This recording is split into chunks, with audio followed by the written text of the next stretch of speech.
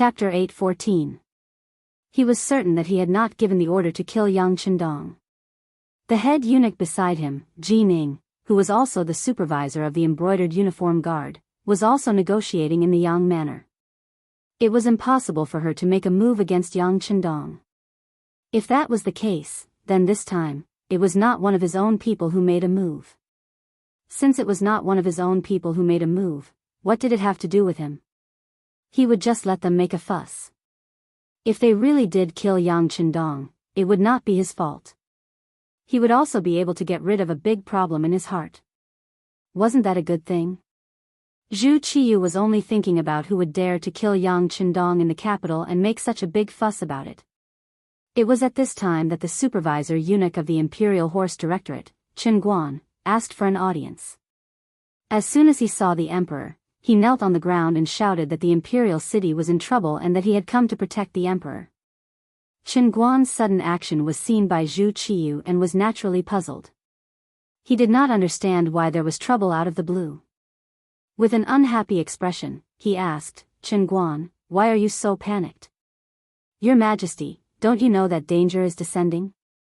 Qin Guan raised his head and pretended to be very confused. Speak. Zhu Qiyu did not like officials who played riddles with him. He was the emperor and did not need to spend any effort on this kind of thing. Seeing that Zhu Qiyu was a little angry, Qin Guan didn't dare to play any more tricks. He immediately changed his appearance and said very sincerely, Your Majesty, although the Duke of Zhongdan's death wasn't caused by us, if he died in the capital, Baiming wouldn't be able to escape responsibility. Those who do not understand will only think that the Duke of Loyalty and Courage died at our hands. How many people will ask for the truth? If that happens, the consequences will be unthinkable. Zhu Qiyu, who was originally standing there with his hands behind his back, moved slightly. His mouth opened and closed. He seemed to want to say something, but in the end, he gave up.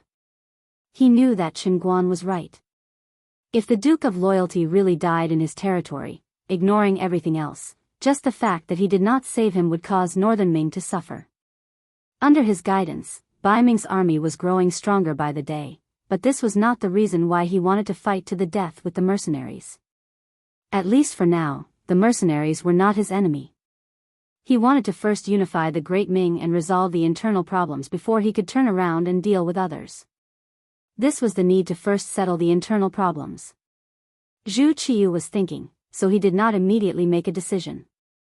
Qin Guan, who was kneeling on the ground, was already drenched in cold sweat from the shock.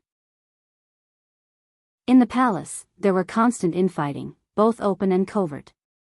Choosing a side was of the utmost importance. Qin Guan had chosen Ji Ning as his master. The eunuch group was so big that Ji Ning alone could not make the decision. Below him was the powerful Gao Rang. This person was the supervisor eunuch of the Imperial Horse Directorate and the director of the East Depot. He was someone who could wrestle with Ji Ning. If Ji Ning died in Yangjia village, it could be imagined that an internal cleansing would be inevitable. As Ji Ning's assistant in the Imperial Horse Directorate, Gao Rang's fate could be imagined. He had no choice but to stand out. This time, he owed a favor to Dai Zong. Not only was he saving Ji Ning, he was also saving himself. He had no choice but to come. After a long time, under Qin Guan's expectant gaze, Zhu Qiyu finally opened his mouth.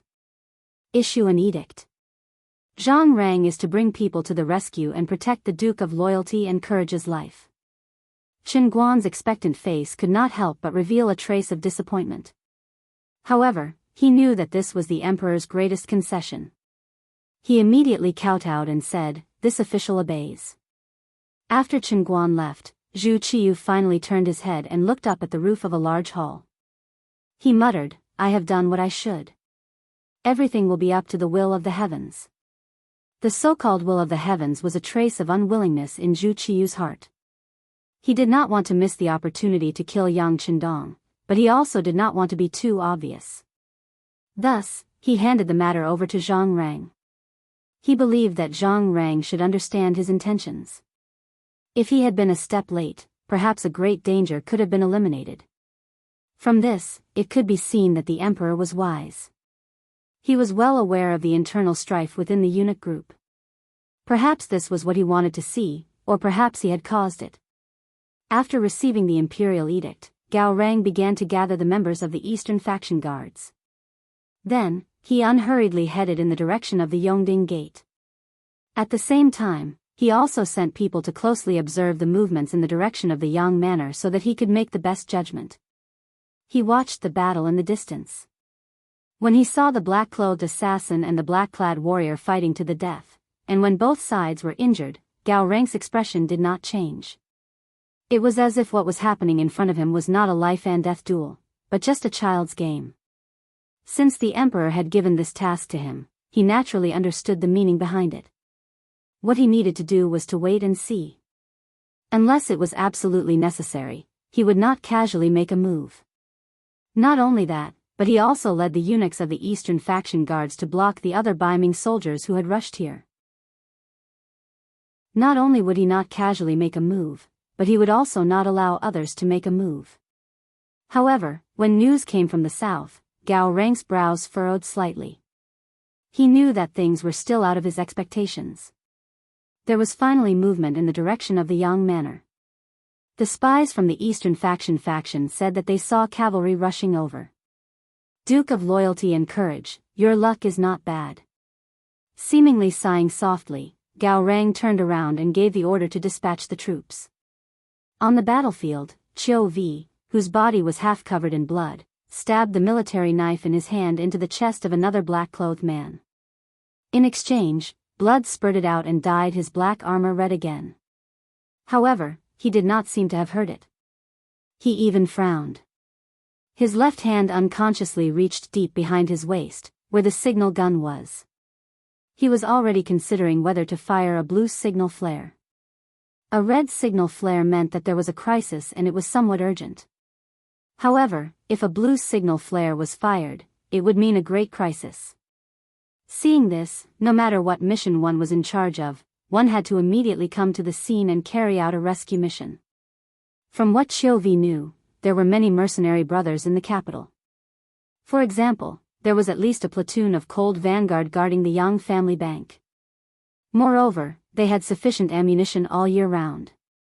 Once they appeared here, they would become a powerful force. There were also the spies of the security bureau in the city. They were not few in number, and their skills were probably not ordinary. They were also a military force that could not be underestimated. Just now, Qiu Vi had such thoughts. He had also looked in the direction of the carriage more than once.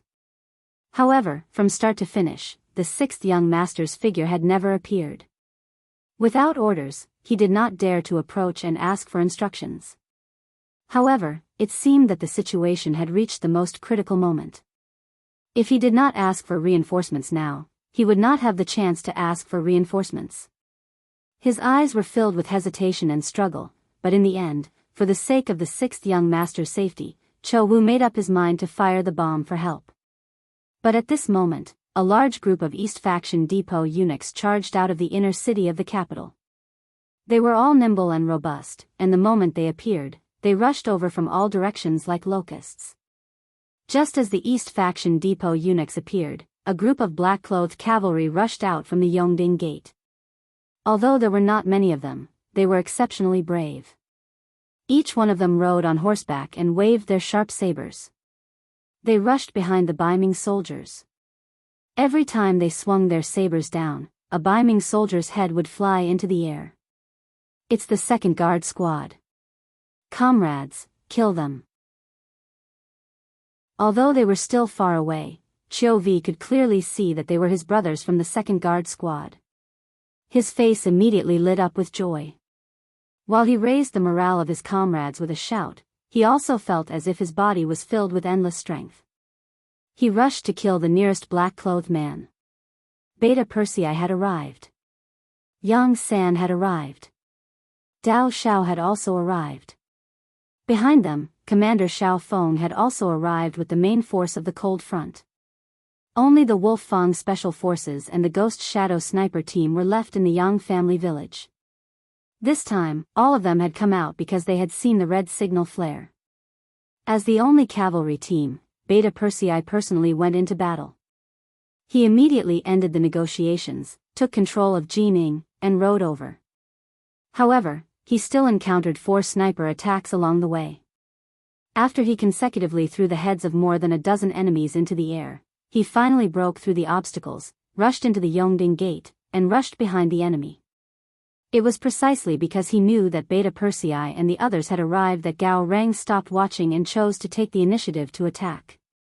The 2 reinforcements appeared from the north and the south. The ones who suffered were the southern Ming men of sacrifice who were still desperately trying to get close to the target carriage. Originally, everything was under control and the plan was proceeding very smoothly. In fact, they had enough time for 2 hours. However, who would have thought that these Black Knights were really too difficult to deal with? After they had used up all the ammunition in their hands, they chose to fight in close combat. Then, they used a very strange tactic to forcibly block the southern Ming men beside the carriage. This made the carriage seem very close, but in fact, it was very far away. If they had originally wanted to use their last bit of strength to try and complete the mission, with the appearance of the Black Knights and Baiming finally making a move, their mission was destined to be impossible. Chao Xian, who was hiding on the high wall of a house, shook his head with a look of disappointment. "Let's go. We'll leave through the secret passage immediately." He knew that if he did not leave now, he would not have the chance to leave again. With the arrival of Beta Persei and the other Black Knights, the enemy's morale was depleted. They only resisted for less than a quarter of an hour before they were all killed. At this moment, Gao Rang and a group of Eastern faction guards eunuchs appeared 100 meters north of the carriage. Qiu Vi held his sword and faced them. Although he felt a sense of exhaustion, he still had no intention of retreating. He only stared at Gao Rang and the others in front of him to ensure that if the other party wanted to attack, he would become a mountain and block the enemy's attack. "Alert, everyone alert. Show your weapons. If there are any blind people, just shoot and kill. If you kill someone, it's on me." Beta Persei jumped down from his warhorse as he spoke to Yang San, Dao Shao, and the others behind him. Chapter 8:15. Although they left in a hurry, they still brought a lot of ammunition with them. When the second guard squad delivered the bullets to the first squad, the faces of the guards of the 2 squads were brimming with confidence again. It was as if with guns in hand, they had the power to rule the world. On the opposite side of Gao Rang, rows upon rows of rifles were ready to fire. There were even 3 machine guns of the 9th and 5th squad that were quickly set up, forming a perfect blockade. In this tense atmosphere, looking at the steel sword in his hand, Gao Rang wisely made the decision to stop moving forward. Beside the carriage, Beta Persei knelt on the ground and shouted with his unique loud voice, "Young master, Beta Persei is late, please forgive me.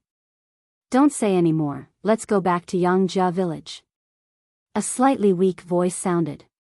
Yang Qindong, who had just drawn 400 cubic centimeters of blood, was a little weak, so when he said this sentence, he gave people a sense of lack of confidence. Yang Qindong's answer was a little weak, which shocked Beta Persei, who had been following him. He wanted to open the carriage door to take a look, but he did not dare to do so without an order. He could only agree, then stood up and shouted, "Young master has ordered the entire army to retreat to Yangjia village." The carriage was driven by Yang Sen himself. The head of the security bureau was a little pale. Such a big assassination operation, but there was no warning beforehand. This was his dereliction of duty. Now, driving the carriage was just an expression of guilt. East Factory Manager Gao Rang has come to protect the Duke of Loyalty under the orders of the Daizong. Please see him. At this moment, Gao Rang's shout came with the wind.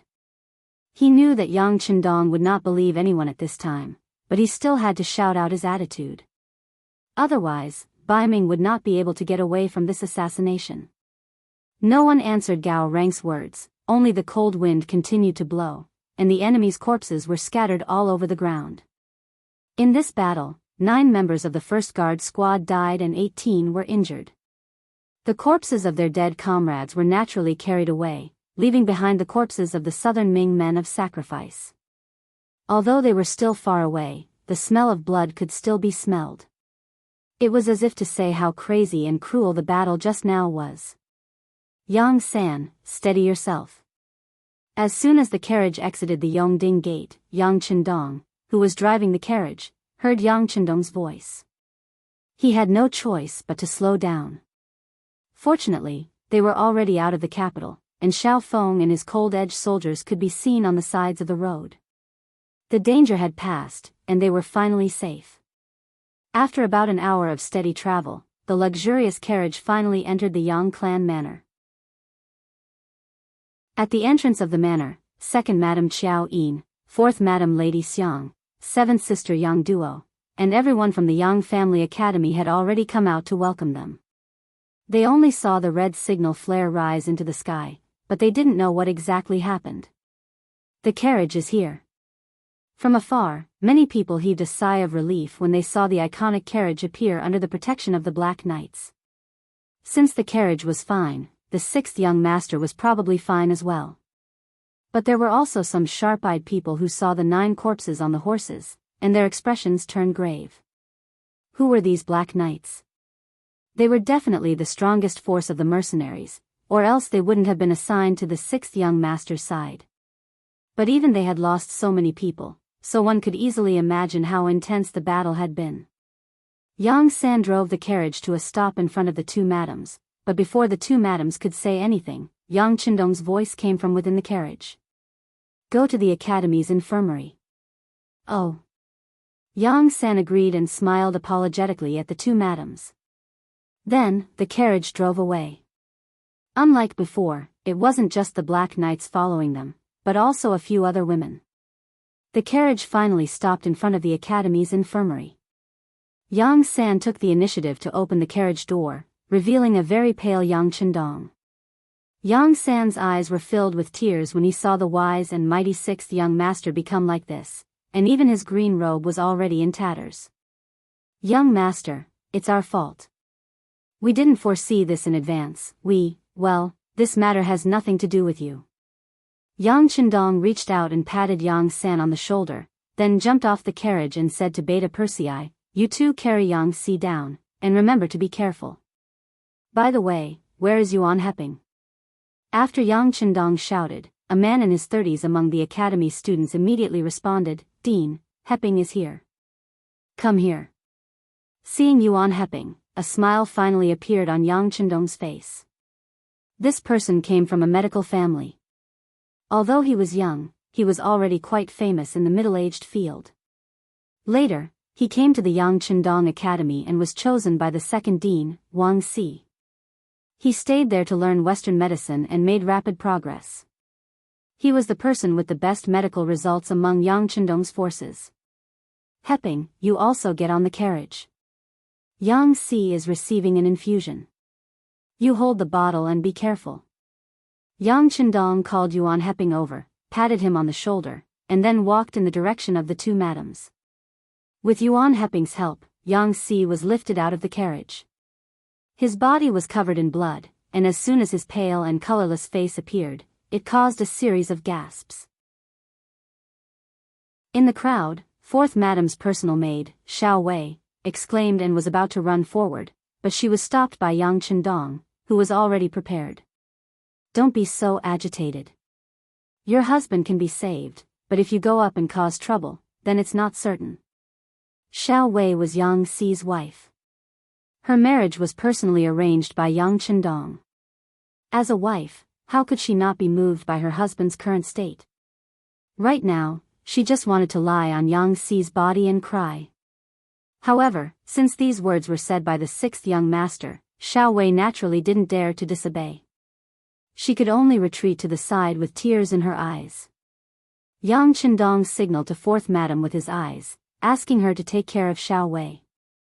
Then, he looked at Xiao Yin and 7th Sister Yang Duo and said, do you have clean clothes? I'm too dirty right now. I don't even have a shape. Let's go. Xiao Yin and Yang Duo took a step forward at the same time. One in each hand, pulled Yang Chendong into the inner courtyard of the Yang Manor. Along the way, there was a burst of crying. Fortunately, they learned that Yang Chendong wasn't seriously injured. Only then did they relax a lot. Young master, can Yang Si be saved? Xiao Yin's worry shifted to the heavily injured Yang Si. When Yang Chendong wasn't here, this person had always stayed in the manor to protect them. After interacting with him for a long time, they naturally had feelings for each other. Just like how Hu Yan called Yang Chendong Dong Shuai in private, Xiao Yin was also used to calling him young master in private. Yang Chendong corrected her a few times, but found that it was useless. Hearing Xiao Yin's question, he nodded confidently. He can definitely be saved. After washing up, Yang Chendong went from the inner courtyard to the academy's infirmary. Although it was called an infirmary, it was actually a small hospital. It covered an area of several thousand square meters and had more than 10 beds. There was also a special room for receiving patients. When Yang Chendong appeared, he was quickly surrounded by people. The most excited of them all was Yuan Heping. Dean, brother Yang Si is receiving an infusion. Is it the blood you usually talk about in class? That's right. It's blood. Yang Chendong nodded. He looked at Yuan Heping and asked, have you checked if there are any life-threatening injuries on his body? I've checked. There aren't any life-threatening injuries. Some wounds have already stopped bleeding after applying medicine. They're in good condition. Next, he just needs to replenish enough blood. There shouldn't be any major problems, Yuan Heping said confidently. He had never thought about infusions, especially blood transfusions to save people. He admitted that he wasn't as good as the dean in these matters. However, when it came to treating people with Chinese medicine, he was confident that there weren't many people who were better than him. Yang Chendong was still very confident in Yuan Heping's Chinese medicine skills. He immediately nodded. Okay, as long as there are no other life-threatening injuries. Then I'll teach you how to test blood types from now on. Remember, only people with the same blood type can transfuse with each other and not be rejected. You must remember this point clearly. Go and gather the other students who are interested in learning medicine. While asking Yuan Heping to gather the people, Yang Chendong waved his hand. His servant, Yang Lu, came to Yang Chendong with a ritual instrument. This was the blood test instrument, a big warehouse item. This time, Yang Chendong wanted to take the opportunity to teach everyone new knowledge. What happened today also reminded Yang Chendong that it was necessary to establish personal health records for the people close to him and the higher-ups in the military. For example, the history of genetic diseases, some things that required taboos, and blood types all needed to be recorded. Otherwise, if there was a problem and he wasn't there, wouldn't there be a real problem? With the blood test, Yang Chendong started to operate it in front of Yuan Heping and the other students. After a few times, he saw that Yuan Heping was doing it himself and there was nothing wrong with the blood test, so he handed the job over. Yang Si has type B blood. Let's see who has type B blood. If you are healthy and are willing to donate blood, please prepare more. If it's not enough, use the all-purpose O. Do you understand? Also, when a person's body has been in it for a long time, there will always be some blood in it. The quality of this blood is not good. Some blood should be discharged within a certain period of time.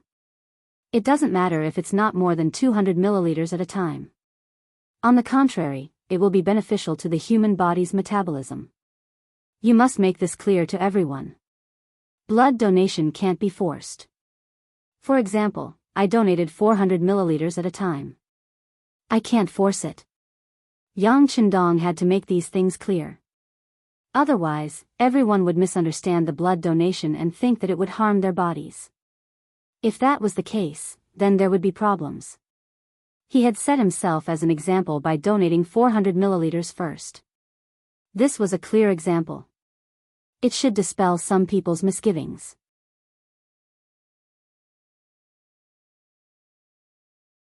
Chapter 8:16.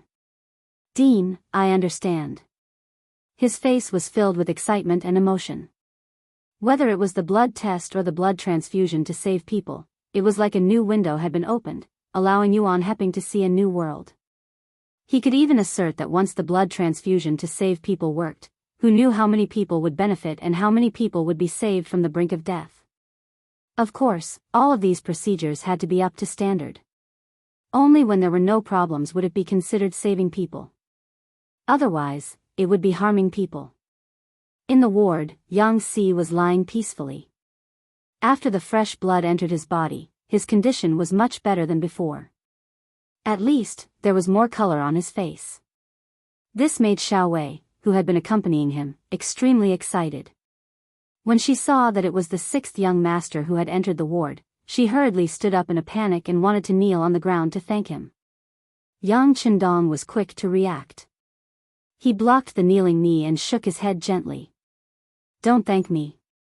I should be thanking Xianxia. If it wasn't for him, I'm afraid I would be a dead man. No, the sixth young master is invincible. Even God is afraid of you.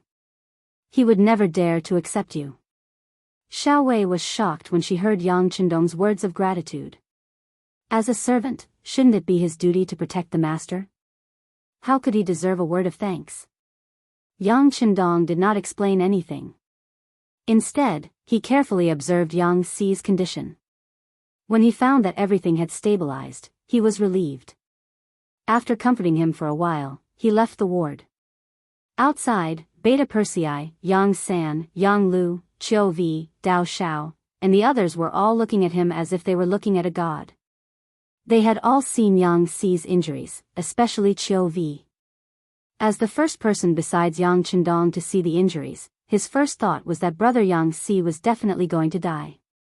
Although it was difficult for him to accept the news and he was very sad, there were always deaths when looking for a fight. To be able to die protecting the sixth young master was originally a very glorious thing. However, he never expected that he would be saved. Although he was still in a coma, didn't Yuan Heping say that he had lost a lot of blood? It was just excessive blood loss, nothing serious. It was only a matter of time before he woke up. A person who had been stabbed so many times that the bones in his back were exposed. His entire body had long been dyed red with blood. Even a person who was called by the King of Hell could be saved alive. At this moment, this only increased their respect for the sixth young master. If they followed such a person, what else did they have to worry about? What else did they have to worry about? Seeing a few pairs of eyes looking at him with admiration, Yang Chendong coughed softly. He took this opportunity to teach these tough men who killed without blinking on the battlefield a lesson. Do you see? This is the importance of knowledge. In the future, when you face doctors, teachers, and some scientific researchers, you have to be more polite. Sometimes, bravery alone is useless. Brains and knowledge play an especially important role. Yes, we understand. Beta Persei and the others nodded in agreement. Yang Chendong was just taking this opportunity to improve the status of a cultured person. If a country wanted to develop, it was not enough to rely on strong military force. Cultivating both civil and military skills was the long-term way. Okay, Xianxia should be fine. You don't have to stay here. Go do whatever you need to do. Yes, young master. Jining is still detained by us in the village. How do you want to deal with her? Beta Persei nodded repeatedly. Then, he thought of the representatives of Baiming and became angry. At the beginning of the battle, Baiming could have saved her, but they did not. No matter how they dealt with Jining now, it would not be too much. I'll take care of his matters myself. You just have to accompany me later. Of course, Yang Chendong was aware of what had happened at the scene. Although he had been in the carriage to save people, he was equally aware of what had happened outside. Beta Persei had just finished speaking when Yang San continued, "Young master, our security bureau has not done well this time. I have already ordered the removal of the current director of the security bureau of Baiming from his position in the capital. He will be brought back to Qiqian City for investigation. At the same time, I also sent someone to the scene to investigate and confirmed that the person behind the assassination was hiding in a house 300 meters away from the scene. It was only because he retreated quickly that he escaped first. Now, our people have already caught up. Although we may not be able to catch the murderer, it is still possible to find out the true identity of the culprit based on these clues. This time, the Security Bureau had not received any news beforehand. It was true that they had not done their job well. But when he thought about it, wasn't he too careless? He had thought that Jining would negotiate with him on behalf of Baiming, so he could sit back and relax. He had lost the vigilance that he should have. Even when he entered the capital, he did not bring enough armed forces with him. In the end, 9 of his brothers were killed. He was also responsible for this.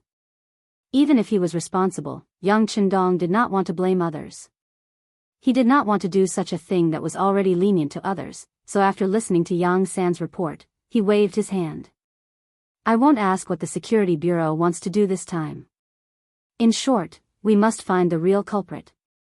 We can't let our 9 brothers die in vain. Yes, young master, don't worry. They won't be able to escape.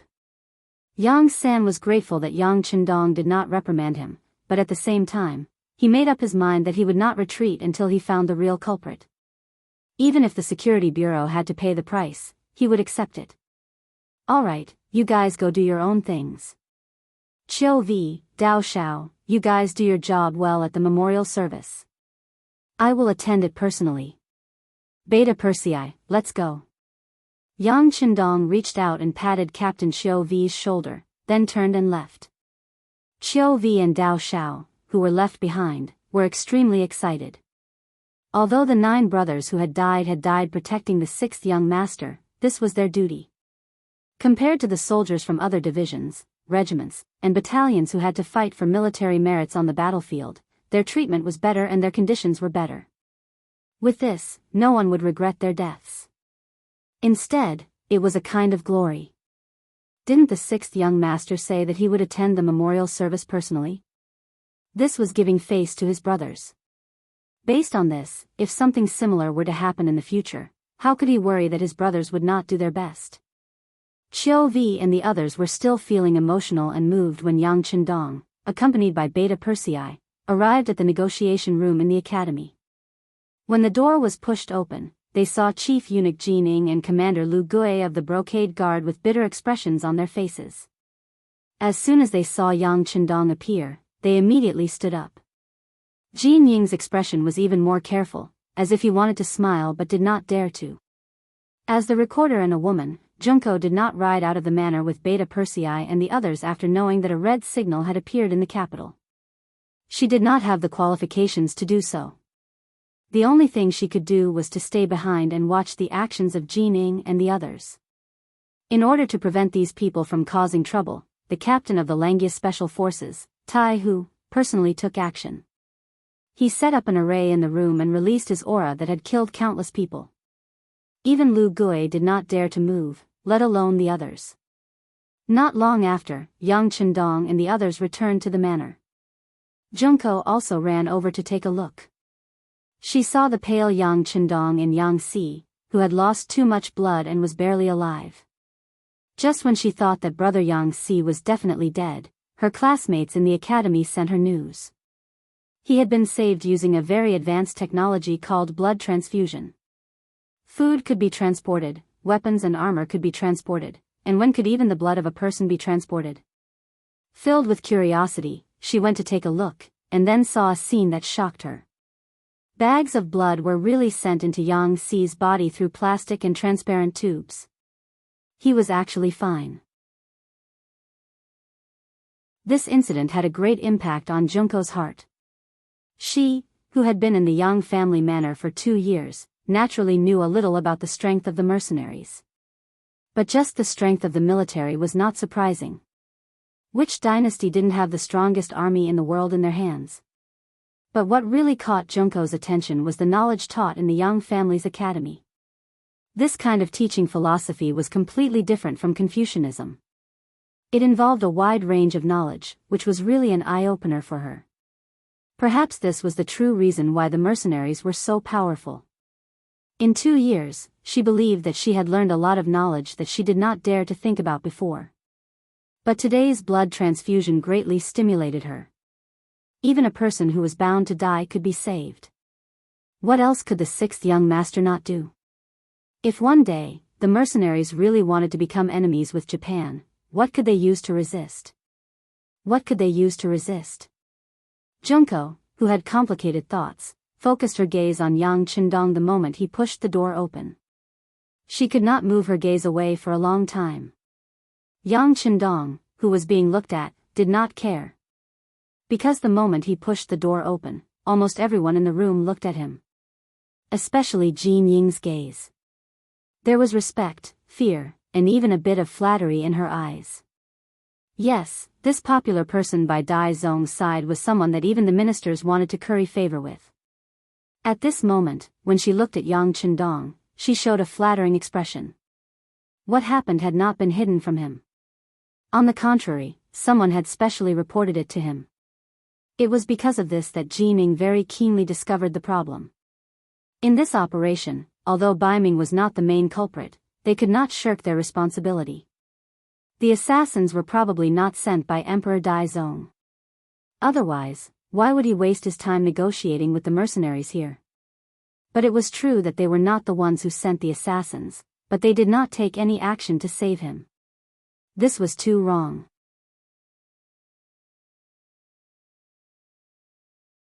Chapter 8:17. Jining could even guess that the moment this incident occurred, the news must have reached the emperor as soon as possible. The emperor was probably already thinking about getting someone else to do his dirty work. But he also didn't think about it. If the Duke of Loyalty had really met with an accident in Baiming's capital, the mercenaries wouldn't just let it go. At that time, no one would listen to their explanation, and a major battle would be unavoidable. Putting aside whether or not Baiming could win, at the very least, they would have lost the chance to destroy the Southern Ming Empire and contend for hegemony over the world. Jining did not believe that the emperor, who had always been wise and far-sighted, would not be able to see such a simple logic. The reason he had not done so was probably because he was too afraid of the Duke of Loyalty and Courage and wanted him dead too much. Fortunately, at the last moment, Baiming had still sent out their troops. This action would at least win back some points and some trust. This was why Jining was gratified, but also why he was hesitant. Because this was only his own wishful thinking. He wasn't sure if Yang Qindong would think this way. If Yang Qindong blamed the assassination on him and killed him in a fit of rage, then given the current situation, even if the emperor was angry, there would be nothing he could do. This also meant that Jin Ying's life was in Yang Qindong's hands.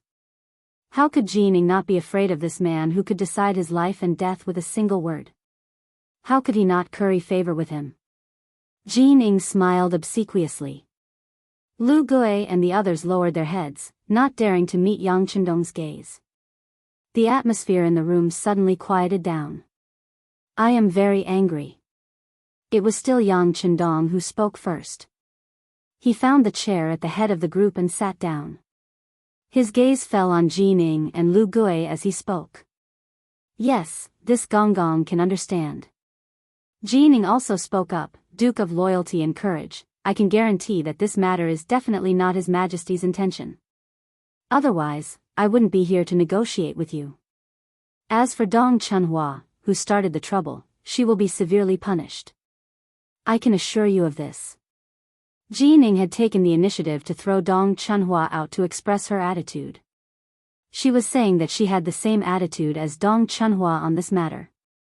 Yang Qindong was quite satisfied with this attitude, but if this was the only benefit, he would definitely not agree. It's not enough. Jian Jie's words expressed his feelings. Yes.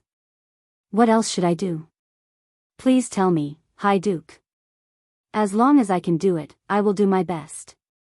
Jining also knew that throwing out Dong Chunhua was not enough to appease Yang Qindong's anger, even though he was already a second-rank official of the imperial court. Jin Ying's sensible behavior made Yang Qindong, who had been keeping a straight face, finally smile. It was easy to talk to smart people. At the very least, there was no need to waste so much time. All right, then I'll make a few requests. At the Dong residence in the capital, as the temporary emperor, Dong Chunhua had been in a rush to get close to him the moment he ascended the throne, and his life had been very smooth these last few years. Relying on his ability to see through the Son of Heaven and doing many things to cater to him, he had been promoted again and again. There was now news that he would be replacing the imperial censor of the left, Chen Yi, in the imperial censorate. Although they were both second-rank officials of the imperial court, there were still some differences between the left and the right. One's words carried enormous weight while the other had to look at the other's eyes. When he had been promoted from left deputy imperial censor to right imperial censor, Dong Chunhua had been extremely satisfied. But it didn't take long for him to have more pursuits, causing him to completely forget his duties. Everything he did was completely behind the acting emperor. Sometimes, he even had to play the role of the acting emperor. Now, his efforts were about to be repaid. Finally, his dreams were about to come true. How could he not be happy at this moment? Extreme joy begets sorrow. This was Dong Chunhua. Originally, he thought that he would be on the same level as the other ministers, but he never thought that such a thing would happen today. Being humiliated by Yang Qindong wasn't a big deal. After all, he was someone who could even force a minister to death. But the wrong thing was that the loyal duke shouldn't have been assassinated after this and almost lost his life.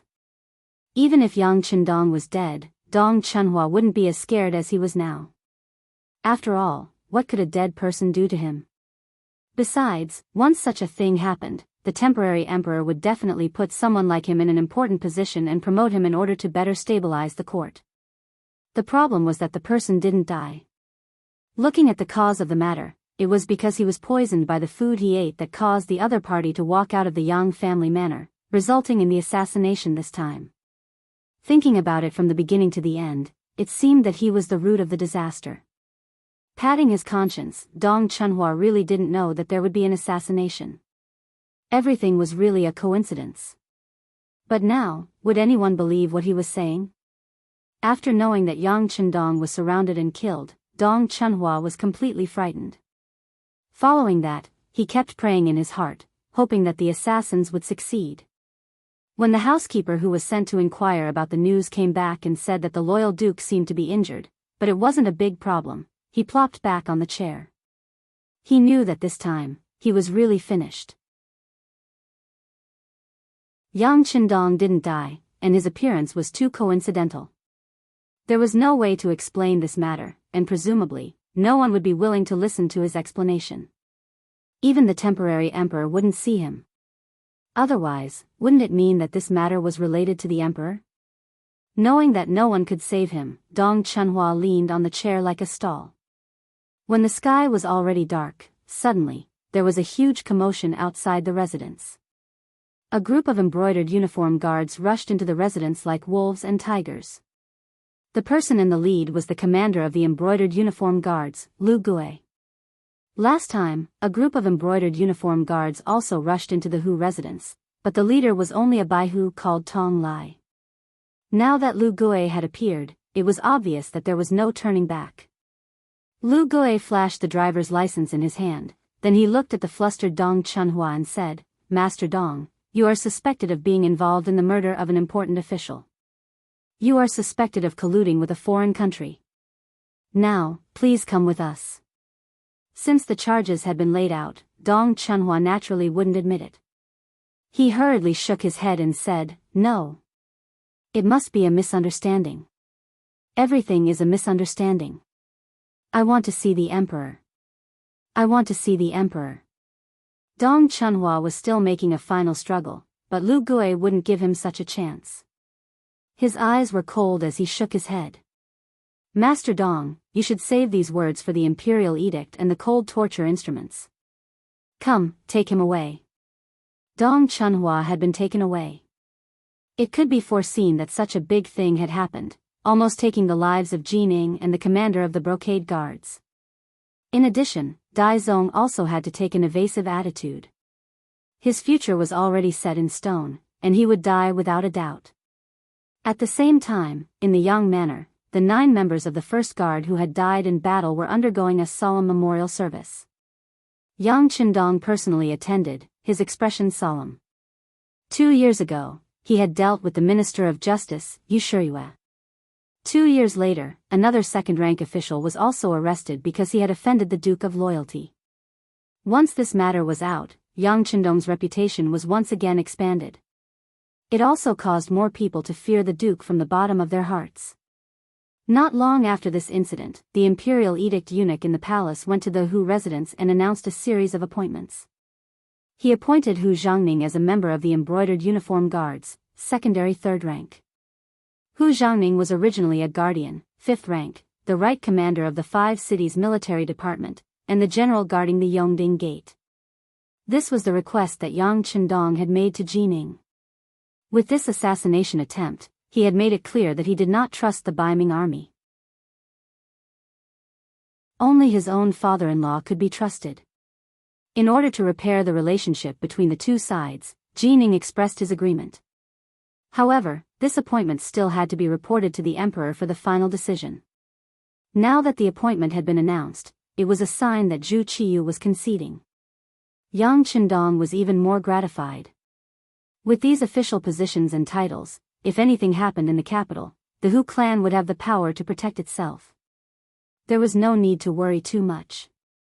In the imperial palace, Jining was still kneeling in the main hall, her head lowered as she faced Zhu Qiyu on the golden dragon throne. She had already listed all of Yang Chendong's new requests. Other than the last one, the Duke of Loyalty's request for the title of king, all of his other requests had been approved. But because this request had not been approved, Jining was forced to remain kneeling on the ground. Rise. Seeing that Jining had been kneeling ever since she had returned, Zhu Qiyu couldn't bear to see her kneeling. Today's incident had nothing to do with Jining, and not only that, she had almost lost her life. Jining gave her thanks and stood up, but she did not leave. She continued to stand with her head lowered. Although she said nothing, her desire for an explanation was obvious. It's impossible to make him king. I'm not as stupid as some people who try to bribe people by making me king of a different surname. Give him a reply. In order to show our sincerity, we can think of other ways to compensate them. Zhu Qiyu's words were resolute and decisive, and there was no room for discussion. There was one more thing that Zhu Qiyu didn't say. For someone like Yang Chendong, even if you gave him the title of king, he wouldn't be able to use it. It would only strengthen his reputation. Therefore, he would never do such a thankless thing. Understanding the emperor's meaning, Jining nodded. Although he was indebted to Yang Chendong for not killing him today, everything he had now was bestowed upon him by the emperor in front of him. Based on this, he was very clear about his position. Very quickly, Jining sent someone to convey the emperor's intentions. He tactfully rejected the request to be conferred the title of king, saying that the time was not right. Then, he proposed that in the future, the supply of provisions to the first city could be transported from Tianjing to the capital. From there, they could directly leave Jiong Pass and pass through Xian Manor and Talis City. Northern Ming would not set up any obstacles, and the mercenaries would only need to pay the required amount of money to pass through.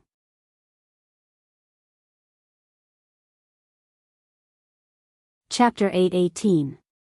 When Yang Chendong saw this news, he was in his study room. Standing beside him was the cautious director of the security bureau, Yang San. The previous director was Hu Mang. Later, because he had too many things to do, he completely put down this part-time job. Yang Sandy concentrated his power, and because of this, he did a lot of big things. Of course, it was inevitable that there were some mistakes. Don't look at how the words of the security bureau carried weight and everyone was afraid of him. But when he stood beside Yang Chendong, he was very obedient and stood obediently.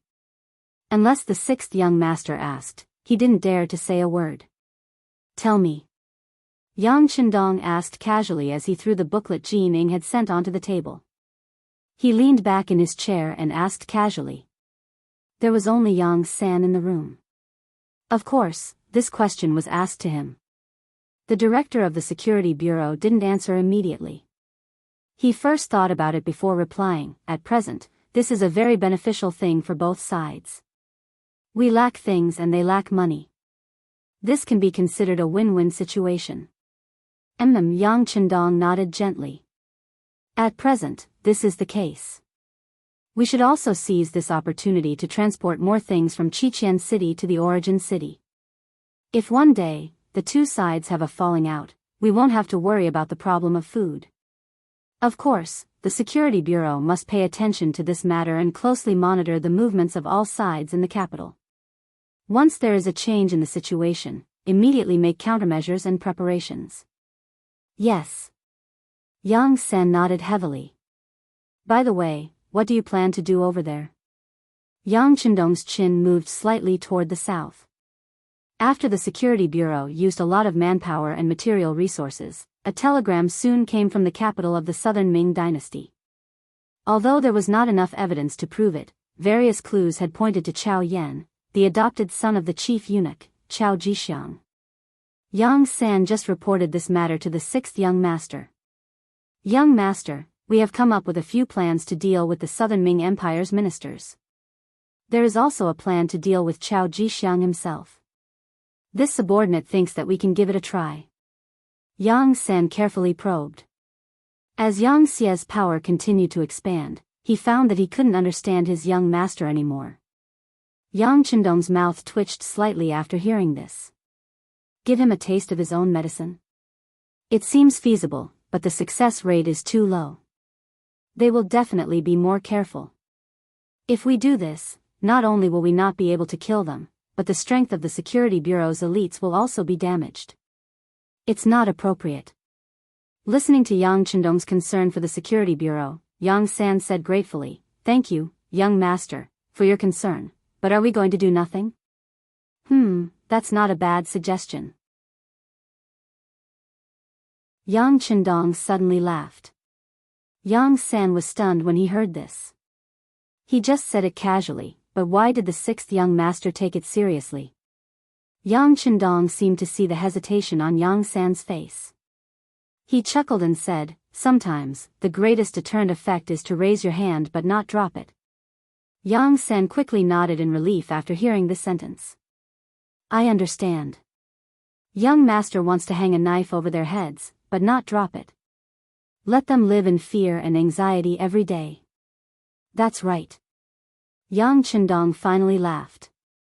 If they really killed a few ministers, the Security Bureau could do it by paying a price. However, if they did that, it would be too easy for them. They might as well do nothing and make the other party suspicious. Even if they had to scare them half to death, it would be better. We don't have to kill people, but we can't do nothing. Otherwise, there will be no end to this. How about this?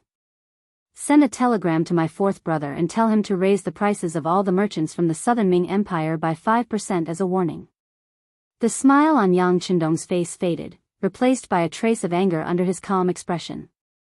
Killing 9 of his soldiers and seriously injuring Yang Si, this matter couldn't be settled so easily. A 5% increase was enough to give the Southern Ming merchants a headache. This way, not only could Crimson City earn more money, but it could also weaken the economic strength of the Southern Ming Empire.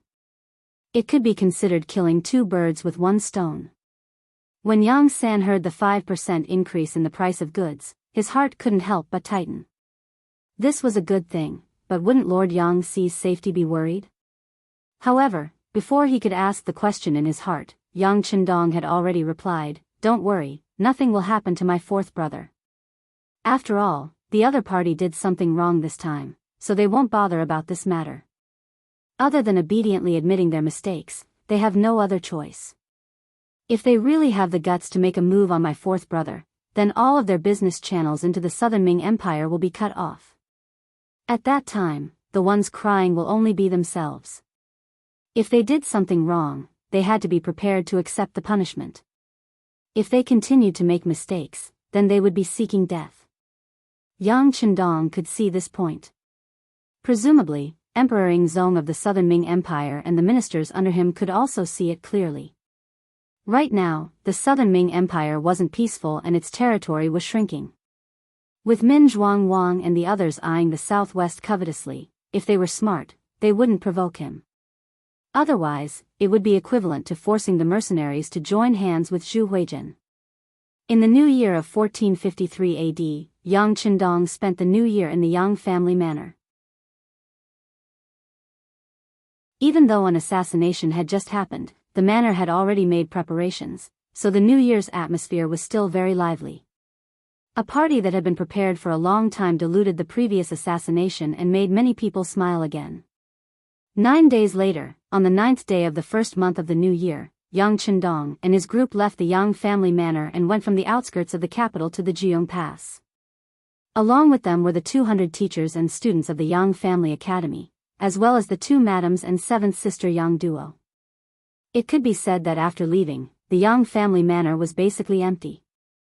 Other than the housekeeper Yang Nang who stayed behind to take care of the business, only the servant Yang Lu stayed behind to handle the communication with the southern Ming Empire. Other than the 2 madams, Yang Chendong only brought along 7th sister Yang duo, who was already alone. The reason for this was because the other brothers and sisters had already settled down here. They couldn't leave as they wished like Yang duo. Yang Chendong tacitly agreed to the choice of his brothers and sisters. Perhaps if they stayed, Bai Ming would feel more at ease. As for whether or not they would act against his family when the relationship between the 2 sides broke down, he wasn't too worried. After all, these family members had lived in the capital for many years and had a certain amount of resources. Moreover, their father was Yang Rong, so they would probably have to think twice before acting. Moreover, with the help of Hu Shao, Su Yozhen, and the others, the outcome wouldn't be too bad. When the time came, he would make arrangements in advance. Speaking of Su Yozhen, after that sudden conversation, he had finally adjusted his position. No matter how much he didn't think highly of the mercenary ship, he had already boarded it and could not back down. The only thing he could do was think about how to make this ship sail even further. Solving this problem could be considered a great harvest from this trip to the capital. Not long after Yang Chendong's group left the capital, another group quickly caught up. They first brushed shoulders with the Yang clan's group, and then they overtook them and took the lead. This group was led by Deng Chang, the eunuch of the Xian residence. During the negotiations, the 2 sides had already made it clear that Toulouse city would be handed over to Northern Ming. This was a kind of goodwill that Yang Chendong expressed, and also an explanation to the people of the world. That was, the mercenaries were actually fighting for the Great Ming, fighting for the world. Only by doing this could the voices of the people gradually die down. Only by doing this could Zhu Qiyu stabilize the situation in the court, concentrate on developing himself, and provide a safe supply route for the mercenaries. Deng Chang's group slowly advanced forward. They had no choice but to move slowly. The Yang clan's group had brought far too many things, and there were also many women in the group. Thus, moving faster was an extravagant hope. Fortunately, after the new year, the weather was slowly warming up, and there were no more incidents of people getting frostbite on the road. With Deng Chang's group at the front, the road was green without any accidents. They passed through Jianghu Pass and arrived at the Xian residence. 1 month later, they arrived at the Xian residence. Speaking of which, the Xian residence was Deng Chang's territory, and he had set up a banquet to entertain his guests. Yang Chendong once more met with the commander of the bureau, Shi Wanshan. Compared to the last time, Shi Wanshan's face was much more cordial this time. After all, when he received the guests last time, he still had to consider the opinions of his superiors. However, this time, he was receiving the orders of his superiors. The atmosphere between them was much more relaxed. In this meeting, Yang Chendong had brought up the problem of the Han people's lives and status. He had bluntly pointed out that the Han people should have been the strongest people in the world, and that all other races should serve the Han people. Anyone who made the lives of the people so miserable that they couldn't even solve the problem of food and clothing was a piece of trash that should be reprimanded by the people of the world. In response to Yang Chendong's words, Shi Wanshan could only smile apologetically and nod his head. He was only a general temporarily residing in the Xian residence. When it came to the lives of the people, there wasn't much he could do. But he could still see Yang Chendong's domineering aura from these words, and a thought flashed through his mind. It seemed that it was a blessing for the Han people for such a person to become the ruler of the Han people. Naturally, this thought only flashed through his mind. He was now a second-rank general in the Bai Ming army. Since he was paid by others, he had to work for them. This was a principle that hadn't changed since ancient times.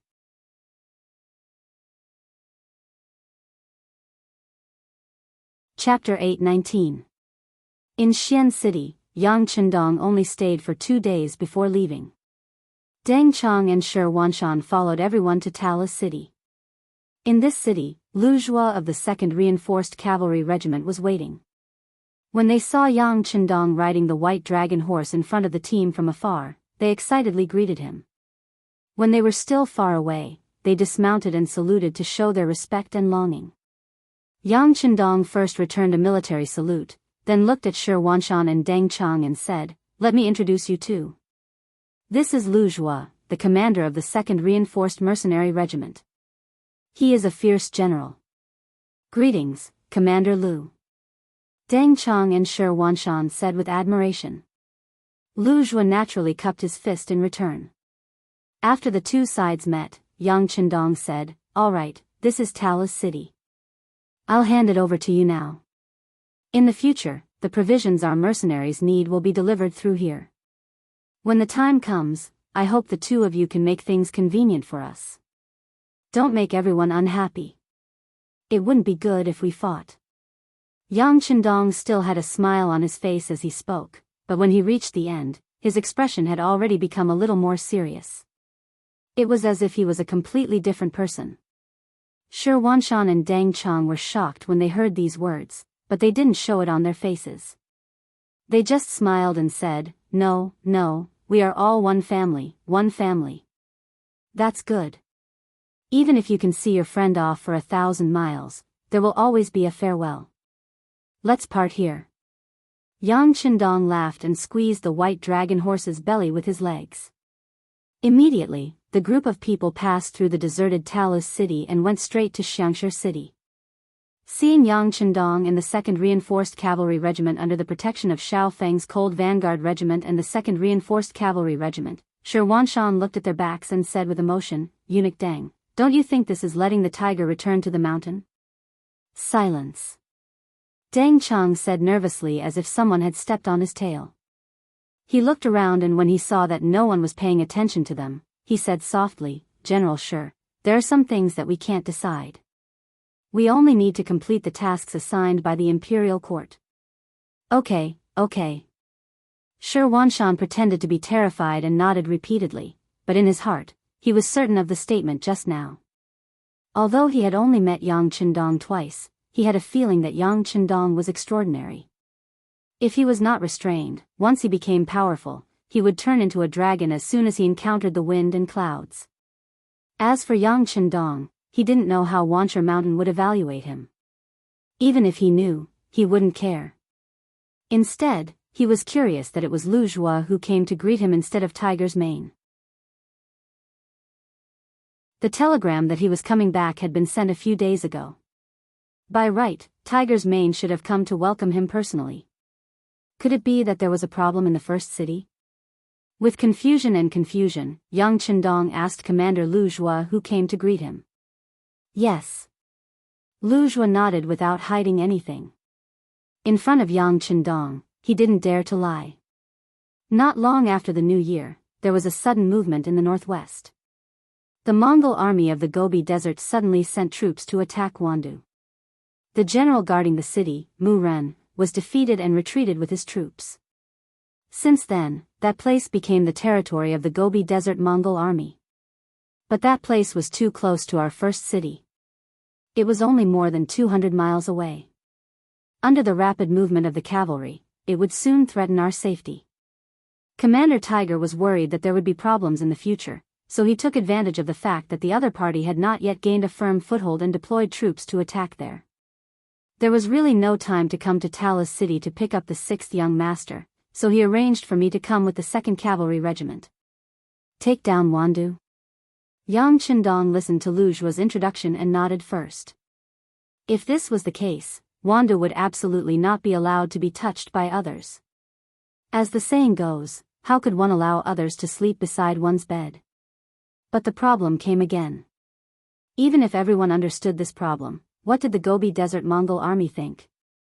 They knew that the mercenaries would not give up and would not allow them to touch the surrounding area of the first city. So why did they occupy that place? At this time, there was still snow on the grassland. It was not a good season for grazing. Even if it was, a small place like Wanda should not let the Gobi Desert Mongol army take such a big risk. Intuition suddenly told Yang Chendong that something was not right. Yang Chendong's expression changed and he said to Beta Persei beside him, "Quick, send a telegram immediately to ask the first city if Tiger's Mane has sent troops. If not, ask them to postpone it." Seeing the sixth young master's expression change dramatically, Beta Persei quickly agreed and asked someone to send a telegram. Not long after, there was a reply to the telegram. Tiger's Mane had already set off 3 days ago and should have already fought with the Gobi Desert Mongol army. Speed up the march and get back to the first city as soon as possible. Yang Chendong, who heard the news, stopped talking and took the initiative to speed up. In view of Yang Chendong's performance, the others also began to speed up involuntarily. Only half a day later, a new telegram was sent to Yang Chendong. Sure enough, as he had guessed, something had happened.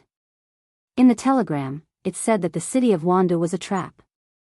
The mercenaries were caught off guard and fell into the trap. The army suffered heavy losses.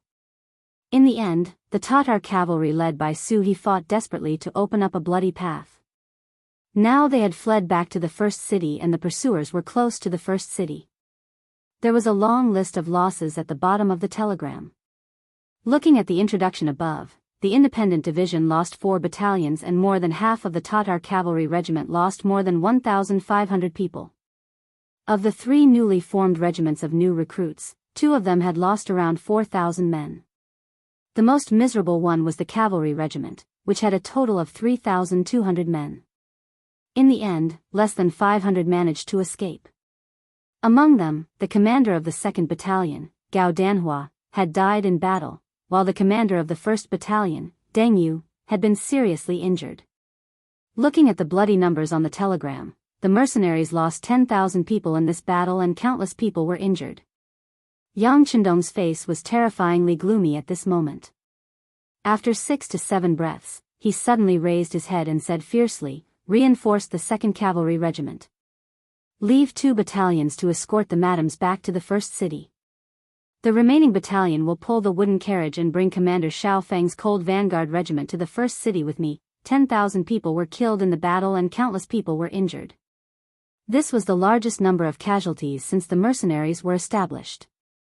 At the same time, it could be considered a serious injury. However, what was even more terrifying was that the current origin city was already in danger. If the city was in danger, he was afraid that such a long time of effort would be in vain. This was definitely not what Yang Chendong wanted to see. After the order was given, the carriage was dismantled into pieces of wooden planks. On them sat the Cold Vanguard soldiers who held the 95 style. Fortunately, there was heavy snow on the road. With the help of the snow, it was not difficult to pull them up. At this moment, Xiao Feng's Cold Vanguard Regiment had 1,300 people and Ma Xiongxian's reinforced battalion had 1,000 people. A total of 2,300 people flew toward the first city. At this time, in the first city, Tiger's Mane looked haggard and his face was very ugly. He, who had been with the young master for the longest time, had always wanted to use his strength to prove himself and tell others that he did not rely on his qualifications to become the leader of a division. It could be said that this idea was good, but because he was too eager and too anxious, when he saw that Huan City, which was only 200 li away, had changed hands, he did not even wait for Yang Chendong to arrive before he began to mobilize his troops. Or rather, he did not want to wait for the return of the 6th young master. He just wanted to fight a beautiful battle to prove himself. However, he never expected that he would return in defeat. 10,000 soldiers died in battle, countless were injured, and the first city was in danger of being surrounded. The scouts at the front had already sent news that the Mongolian army in the desert had already arrived outside the city. They were less than 20 miles away from the greenhouse plantation. The generals below were all asking for instructions on what to do. Although the greenhouse plantation was only a mere 2,000 mu of land and was really nothing, it was arranged by the 6th young master to be planted. The vegetables that appeared in it once made the Mongolian people call the god of war the messenger of the immortal heaven. It was already a symbol, and the symbolic meaning was greater than the actual meaning. Such a place absolutely could not be lost. Otherwise, without waiting for the sixth young master to scold him, Tiger's Mane would not be able to get over this hurdle in his heart. Men, bring out the 6 firearm battalions of the Independent Division. The others will guard the city. Even if I die on the battlefield, you are not allowed to open the city gate and take a step out of the first city. Tiger's Mane made up his mind. Since the bad situation was caused by his poor command, then he had to personally stand up and solve this problem. Although he did not know if he could do it, at least he would use all his strength and even pay with his life. Yang Chendong was not here, so the commander of the army in the city was Tiger's Mane. In this aspect, even Yu Mian could not be compared to him. He gave the order. Even if the officers below had different opinions, they could only endure it. There was strict discipline in the army. Once the commander gave a military order, even if it was wrong, they had to carry it out. Everything had to wait until the war was over. When the conclusion was made, everyone would have the freedom to express their own opinions. Leaving Commander Su He to guard the city, Tiger's Mane led 6 battalions of firearms soldiers out of the city. When he arrived at the greenhouse plantation, the enemy was already less than 5 miles away from him. Everyone, find a suitable formation. As long as the enemy dares to come, beat them all back. Tiger's Mane put his hands on his waist and roared with a cold face at Vice Commander Xian Honghai and the 6 battalion commanders. 6 battalions, more than 2,000 soldiers armed with Type 81 rifles spread out in units, forming a huge temporary battlefield. The straight line of the battlefield reached a distance of several miles. The mercenaries set up a strict formation, and the enemy on the other side also stopped in their tracks. They did not immediately launch an attack.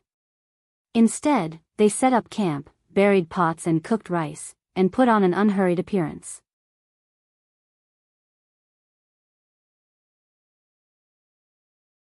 Chapter 820.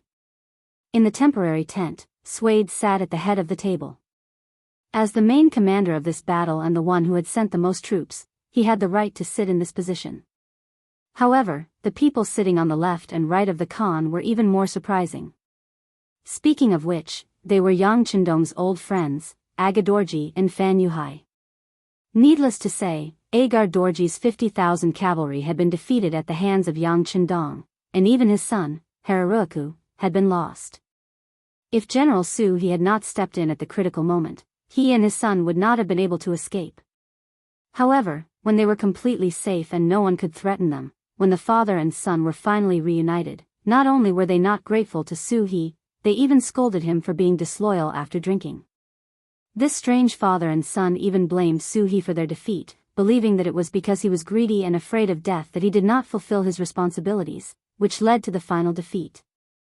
They had been brooding over this matter and had been looking for an opportunity to take revenge. It was at this time that they encountered another cavalry unit on the grassland. Both sides immediately got on their horses and carriages, as if they were going to fight. But in the end, they did not fight because the other party's general took the initiative to come out and say that he wanted to have a good talk with them. From afar, Agar Dorji noticed that the enemy had about 15,000 cavalry, which was about the same as his own army. But the difference was that he had brought some defeated soldiers and some men who had just been abducted from all over the grassland. Once the battle started, he wasn't completely sure how much combat strength they could exert. He wasn't even completely sure if they would turn around and run away when the battle started. With such an army, it was naturally best to avoid a fight if possible. Just like this, Agar Dorji met with the enemy general Fan Yuhai in front of the two armies. Through their conversation, he learned about the other party's background. Unexpectedly, the other party was also a defeated army that had escaped from the Jiaoxi kingdom in the south of the Great Ming Dynasty. Even the other party's cavalry was mostly captured and plundered along the way, which was very similar to his own. However, this was not the end of it. What was even more similar was that they had both been defeated by Yang Chendong. At this time, the two sides had found a common language, and for a time, they hit it off and regretted that they had not met earlier.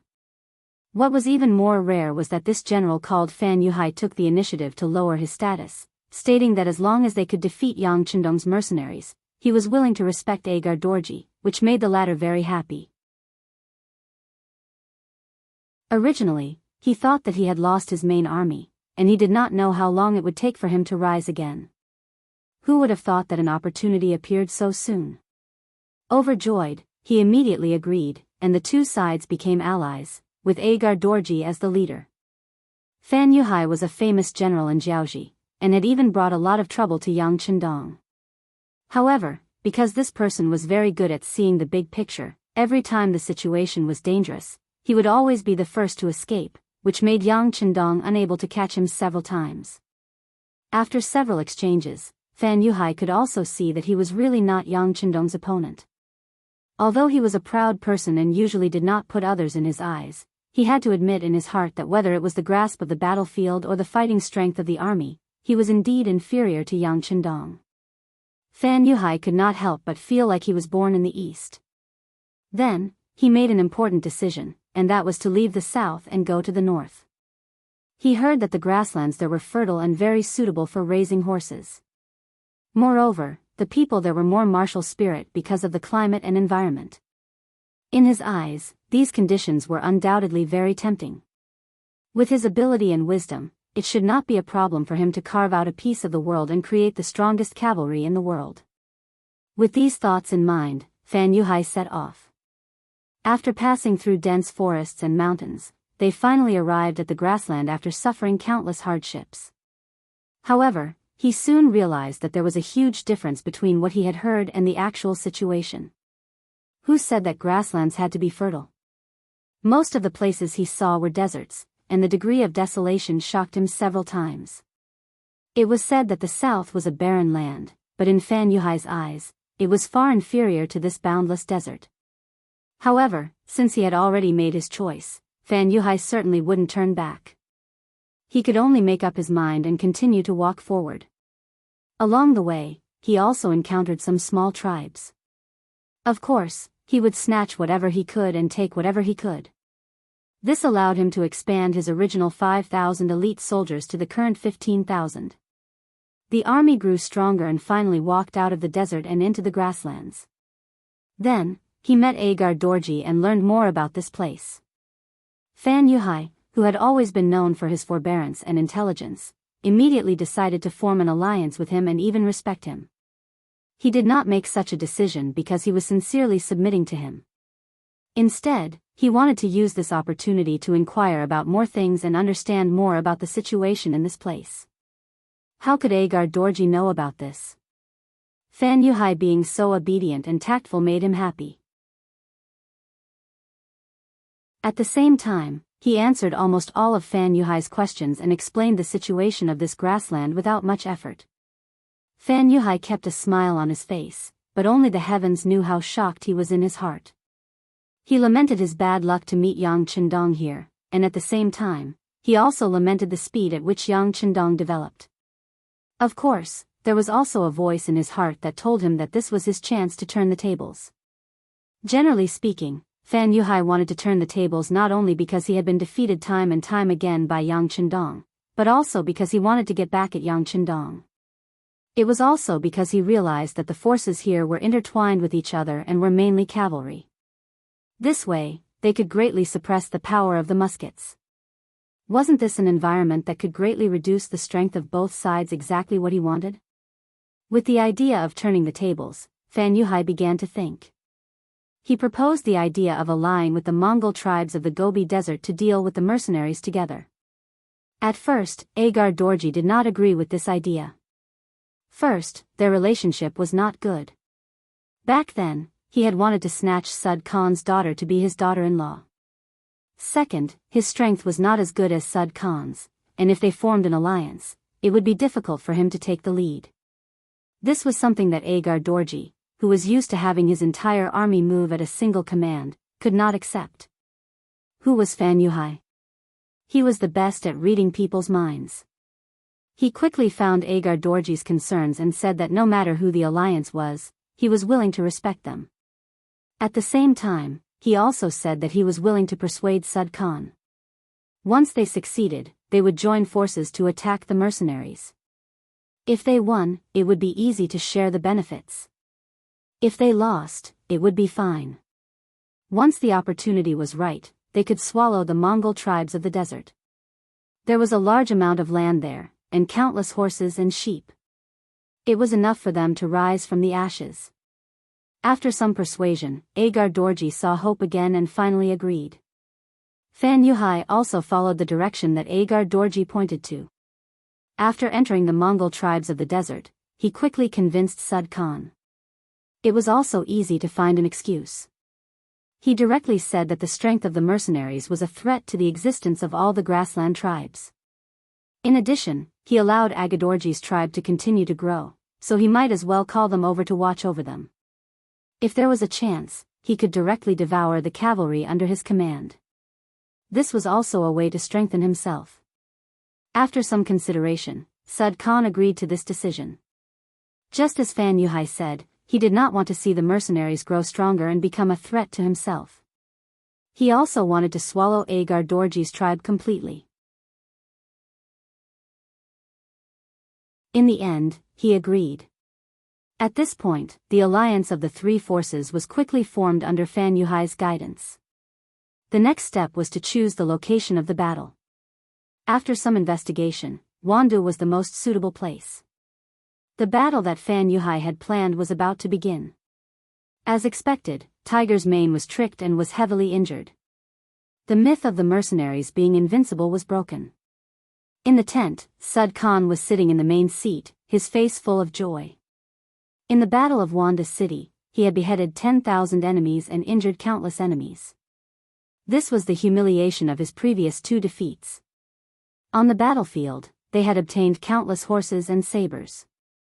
He had seen those things and they were indeed very sharp and tough. They were much stronger than the sabers in their hands. With such a harvest, Sud Khan was in a good mood. What made him even more excited was that this battle had broken the myth of the mercenaries being invincible. The originally low morale had been boosted, and some of the disloyal people in the tribe had become much more obedient.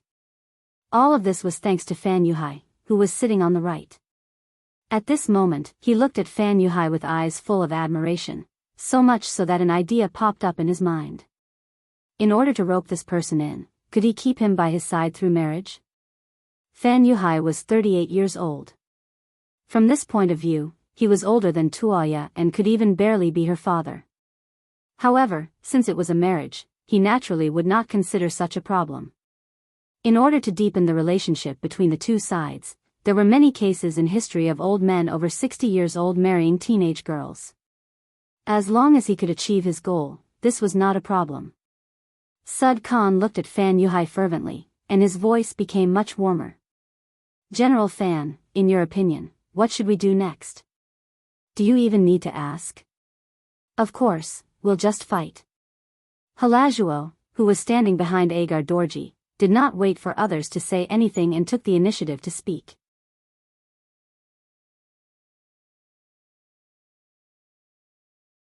Chapter 8:21. For his son's rude behavior, Agar Dorji didn't think it was wrong at all. On the contrary, he nodded approvingly. My son is right. Now that we have defeated the mercenaries, the scouts have also sent news that the number of mercenaries in the beginning city is less than 10,000. This is the best time for us to follow up the victory. There are a lot of provisions and 70,000 people in the city. They are all wealth. As he spoke, Agar Dorji already had a greedy look on his face. It was exactly the same as Har Dorji behind him. They were indeed father and son. Yes. Sud Khan also nodded after hearing this. He also had the same opinion. In his opinion, since they could severely injure more than 10,000 mercenaries before, then the 10,000 wounded people in the city were not a concern. Among the 3 people in the alliance, 2 of them nodded. Logically speaking, they had set the rules for this matter. But for some reason, Fan Yuhai didn't say anything, and the 2 of them didn't rush to give orders. Because Fan Yuhai didn't say anything, the atmosphere in the tent slowly became quiet. In the Battle of Wanda City, this person had proven his ability with practical actions. At this moment, everyone looked at him respectfully, waiting for his final decision. Among the crowd, only Hara Dorji had a look of impatience. In his opinion, Fan Yuhai was nothing special. He was just lucky and defeated the mercenaries once. This didn't prove that he was the best. However, even his father didn't say anything. Of course, he couldn't stand up and criticize Fan Yuhai. Time ticked by. Seeing that Fan Yuhai was still deep in thought, Sudor Khan couldn't hold it in any longer and asked, "General Fan, is there something wrong?" "Yes, there is something wrong." Fan Yuhai finally raised his head. His face looked very solemn. "What's wrong?" Agar Dorji's mouth was quick. He leaned forward and looked impatient. If this person didn't say anything, he wouldn't give up. "Report." At this moment, the voice of a scout suddenly came from outside the tent. Then, a man wearing a typical Mongolian costume entered the tent and knelt on the ground. He looked up and said to Sud Khan, "Khan, the scout found an army in the southeast. There are about 2,000 people." "Army? Have you found out who it is?" Suda's confident smile disappeared in an instant. Could it be that a nearby tribe saw an opportunity and wanted to take a share of the pie? Without making the Sud wait for too long, the kneeling scout raised his head and said, reporting to the Khan, "It's too far away to see clearly, but judging from the flag, it should be the flag of the war god." "What?" At this moment, not only did Suder yell out in surprise, even Agadorji, who was sitting on the left, had a look of shock on his face. When ancient armies marched to war, they would each have their own flag, just like mercenaries. Most of them would use the 5-star flag, but wherever Yang Chendong appeared, unless they wanted to hide their identity, they would hang the 2 words "War God" to show their military might. Since the scout said that the other party was using the flag of the war god, needless to say, it should be Yang Chendong who appeared. As the saying goes, a person's name is like a tree's shadow. When they heard the name Yang Chendong, it was normal for the 3 people who had lost to him to change their expressions. The reason why they dared to set a trap in Yenda's city was because they knew that Yang Chendong had gone to Baiming's capital and was not in the origin city. Otherwise, it was unknown whether they would dare to fight with the mercenaries so openly. Sud Khan and Agadorji did not speak. Even Fan Yuhai, who was sitting on the right, did not speak. They all needed time to digest the news they had just received. The scouts on the grassland were fast, had good horsemanship, and were very vigilant. However, they had a fatal weakness, which was that they could only show off in their own territory. They were not strong enough to extend their tentacles to other places, such as Baiming's capital. They did not have any basis for when Yang Chendong would come back. Everything was just guessing. But at such a critical time, the other party appeared and caught them off guard. After an unknown period of time, Sud Khan, who was sitting at the head of the table, finally could not help but say, "Everyone, what should we do next? Should we fight or not? Why should we not fight?" Hararuo did not wait for the others to express their opinions and was the first to speak. He was captured by Yang Chendong and regarded it as the greatest shame of his life. Even in his dreams, he was thinking about how to turn the tables. Now that they had finally grasped the advantage, if they retreated just because they heard a name, wouldn't it prove that they were afraid of the great Ming's loyal duke? If they did not even have the courage to fight, how could they talk about revenge? "Shut up." Unlike before, when he allowed his son to interrupt, Agar Dorji finally scolded and then closed his mouth tightly. Back then, the 50,000 soldiers were defeated by Yang Chendong. This was indeed a shadow in his heart, a shadow that could not be erased and even made him afraid when he thought of it. Seeing Agar Dorji's performance, Sud Khan was very disappointed. Previously, he was so fearless and looked like he was going to attack the first city. Now, just a name scared him to this extent. If such an ally wanted to achieve great things, it could only be a joke.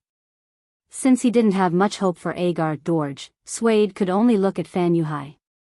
Fan Yuhai was calm and collected, so his decisions were highly valued. Fan Yuhai was indeed deep in thought at this moment. His understanding of Yang Chendong was no less than Suda and the others. In fact, he knew more. Because of this, he was very clear about what kind of ability this person had. To be honest, he was not prepared to fight with Yang Chendong because he did not have the slightest confidence in winning. Sud Khan was still Agar Dorji. Although he also had a large number of soldiers, they were all cavalry. However, when facing Yang Chendong, would he be able to display his full strength? Sud Khan felt that it was impossible. It was not easy for him to have the courage to rush up and not run away. A real man knows when to yield and when to stand tall. Since he knows that he can't win, then he won't fight. In any case, the battle had just begun. If he wanted to fight, there would be many opportunities in the future. Let's retreat. The advantage of cavalry is in charging on the battlefield, not sieging and conquering. This time, the other party is prepared, so it will be difficult for us to gain any benefits. Since that's the case, it is better to wait for the other party to attack us. In that case, in a mobile battle, the power of their guns will be reduced to the minimum, which is the most beneficial for us. After thinking for a while, Fan Yuhai finally made a decision. After hearing this, he could even hear Sud Khan and Agar Dorji heaving a sigh of relief. Good, good. Since that's the case, I also agree to withdraw. Just as Agar Dorji finished speaking, Sud Khan nodded. Since that's the case, we will retreat to Wanda City first and look for an opportunity. The Mongol Alliance army, who had been eyeing the first city covetously and wanted to destroy the first city, retreated. When Yang Chendong arrived with Xiao Feng's cold vanguard regiment, he saw the other party retreating. Sixth young master, should we charge up? Ma Xiangshan's eyes were filled with killing intent as he asked excitedly. No need. Yang Chendong shook his head. Xiao Feng's cold vanguard regiment had just come into contact with warhorses, so their horsemanship training still needed to be strengthened. At this time, they gave up the advantage of guns and charged up. Even if they fought, they would not have much chance of winning. Once they forced the other party, they might be bitten back. This was not what he wanted to see. Right now, stabilizing the situation in the first city and restoring the fighting power of the soldiers was the right thing to do. As for the enemy in front of him, he would let them be proud for 2 days. The enemy retreated. Yang Chendong did not intend to chase after them. He brought the somewhat disappointed Xiao Feng's regiment and Ma Xiangshan's battalion back to the first city. At the city gate, in the cold weather, Tiger's Mane was kneeling naked with a few dried branches tied to his back. Behind him, there was a group of officers kneeling. Among them, Su He, Zhui Feng, and the others were also in the crowd. Hee hee. Seeing this scene, Yang Chendong could not help but laugh out loud. He actually played the game of carrying a bramble and asking for forgiveness. This made him feel like crying and laughing. Yang Chendong, who was riding on the white dragon horse, actually laughed. This scene was seen by some officers and they did not know what to do. After such a defeat, shouldn't the sixth young master be angry, or even very angry? What was the meaning of this smile? No one could see through Yang Chendong's meaning and thoughts. All they could do was to lower their heads even more. They just hoped that the sixth young master would not notice them. After all, losing a battle was not a glorious thing. If they were remembered at this time, wouldn't they be asking for trouble? Everyone knelt on the ground and did not say a word. It was not until Yang Chendong led the army to the city gate that he looked at the kneeling people that he finally opened his mouth and said, "What? Is this how you welcome me?" Facing Yang Chendong's questioning, no one dared to remain silent.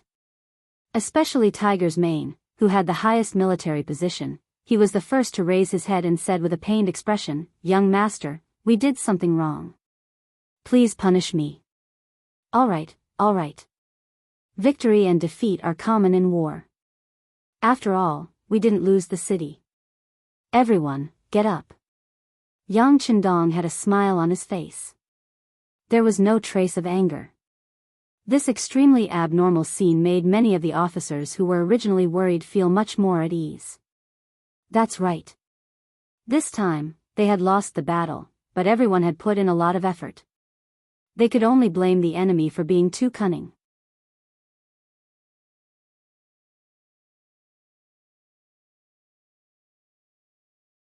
Chapter 822.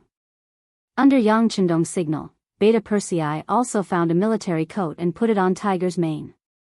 Then, everyone followed the sixth young master into the city. Although they had only been away for 3 months, the atmosphere in the city had changed. It was not as noisy as before. Even the number of people walking on the streets seemed to have decreased a lot. This was the reaction and result after a defeat. Yang Chendong saw this, but he did not say a word. The team arrived at the Yang mansion. After Xiaofeng's group was settled in the barracks, Tiger's Mane, Windchaser, and Su He all knelt on the ground. They were smart enough to know that this was the time for the sixth young master to punish them. Yang Chendong did not reprimand them in front of so many people because he wanted to save them face. After all, they were all leaders. If they were scolded too harshly in front of their subordinates, it would not be beneficial for them to lead and command troops in the future. Since there were no outsiders, Yang Chendong casually found a chair and sat down. He glanced at the 3 people kneeling on the ground and said, "Tell me, what's going on?" Although he knew from the telegram that they were defeated, it did not explain what had happened. Without understanding, there was no right to speak. Yang Chendong wanted to know how the other party defeated Tiger's Mane and the others. After all conspiracies and tricks depended on one's own strength in the end. It was like a 3-year-old child. No matter how good he was at scheming, it would be difficult for him to defeat a 20-year-old strong man. "It's like this," Tiger's Mane said. Su He and Windchaser added on. The process of the matter was clearly shown in front of Yang Chendong. The Mongols of Gobi Desert suddenly launched a large-scale attack on Wandu. To the outside world, the reason was that they had betrayed the Mongols of Gobi Desert. They were here to seek revenge. Mu Ren, the general of Yundu, who had a guilty conscience and whose military strength was far inferior to the other side, wisely chose to leave and give up the city. After the news spread to the beginning city, Tiger's Man gathered the officers for a meeting. After discussion, they finally decided to take down Wanda City to reduce the threat that could threaten their existence at any time. After the decision was made, the corresponding military plan was carried out. The Independent Division was the main offensive force. Vice Division Commander Xian Honghai led 8 battalions and the 1st New Recruit Regiment to carry out the mission. On the left, the 1st Cavalry Regiment was the main offensive force. Regiment Commander Zhou Feng led the 1st New Recruit Regiment and the 2nd New Recruit Regiment followed. On the right, the Tatar Cavalry Regiment was the main offensive force. Regiment Commander Su He led the 3rd New Recruit Regiment followed. A total of 16,000 people launched a fierce attack on the city. Division Commander Tiger's Man would lead the remaining 8 battalions of the Independent Division, as well as Su Yunxing's Reconnaissance Battalion and Logistics Battalion to stay behind. They would be in charge of the security of the city and the supply of the army. Even 3 new regiments were sent out. This in itself was enough to explain the problem. This was originally a training operation.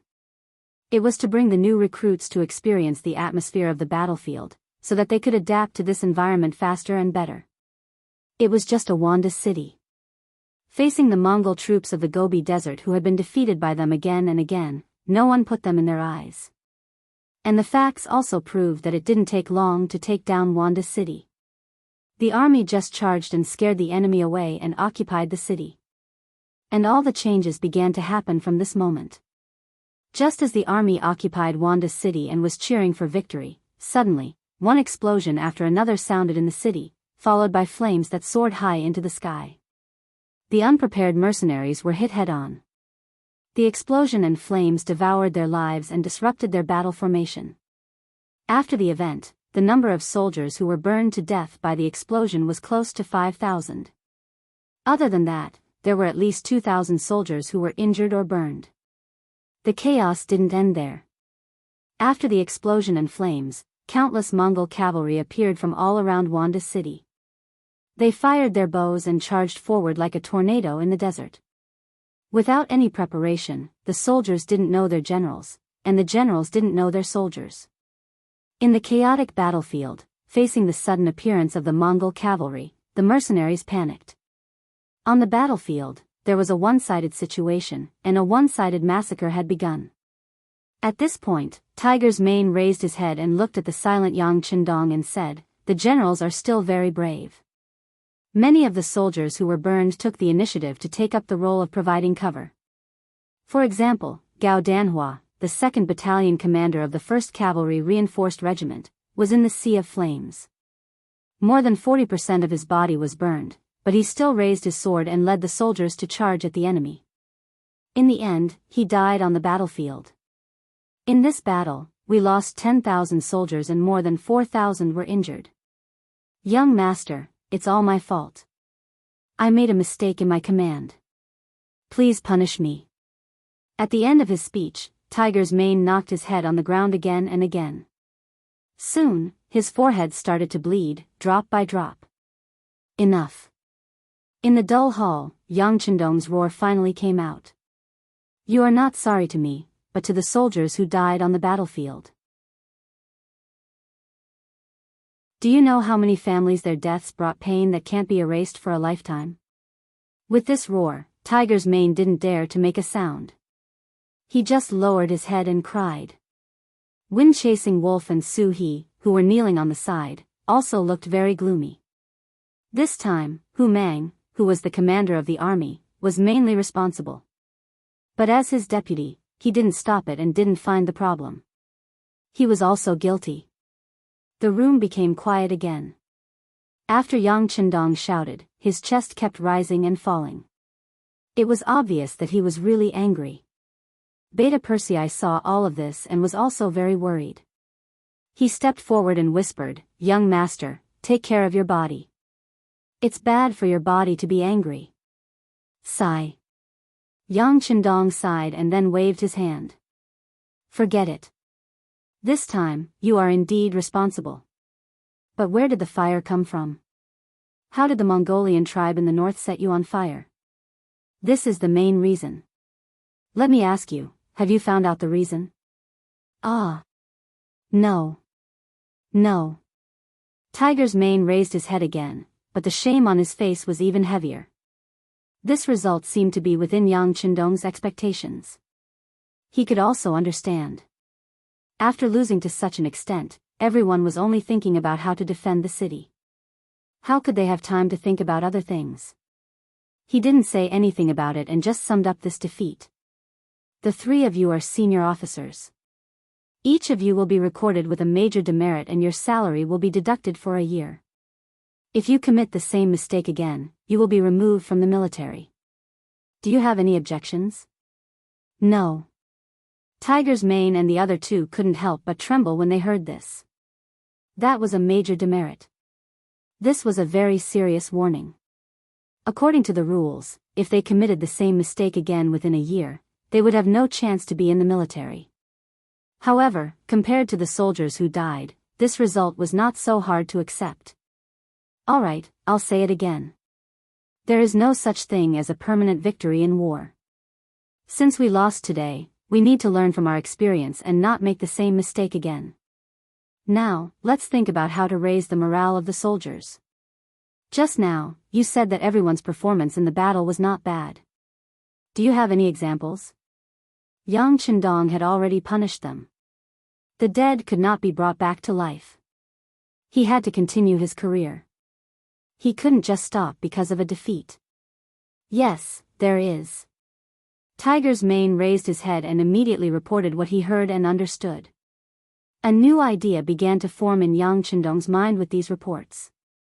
On the 3rd day after Yang Qindong entered the origin city, his family also came to the origin city.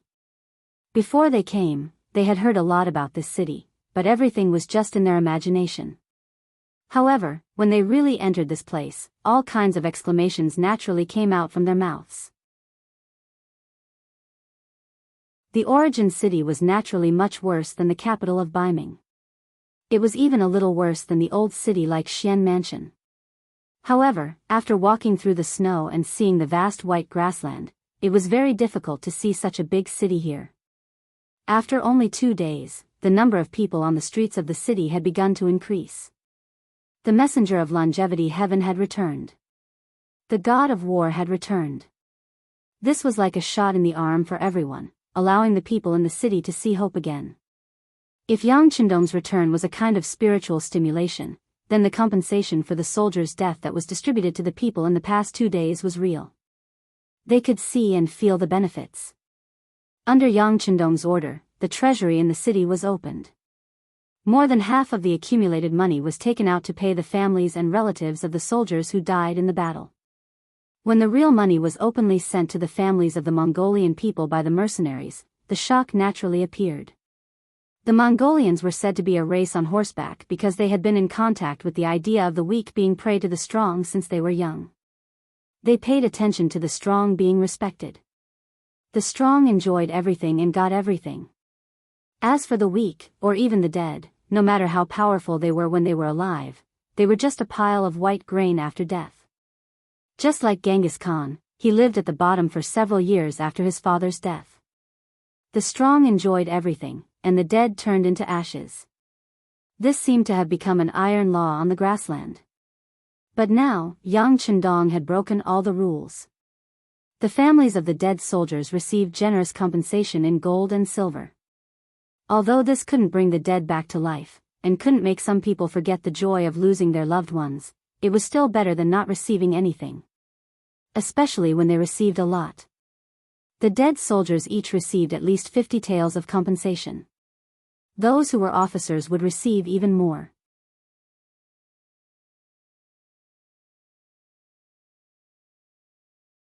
Chapter 8:23. For this alone, the beginning city had paid 800,000 taels of silver. Such a huge figure was not something that other forces could afford. This move quickly stabilized the situation in the city, and the people in the city quickly felt grateful. Many people knelt down and kowtowed in the direction of the young residents in the city the moment they received the silver. The families of all the soldiers who had died received pensions. The complaints in the city disappeared, and there was a smile on people's faces. However, this was not all of Yang Qindong's means.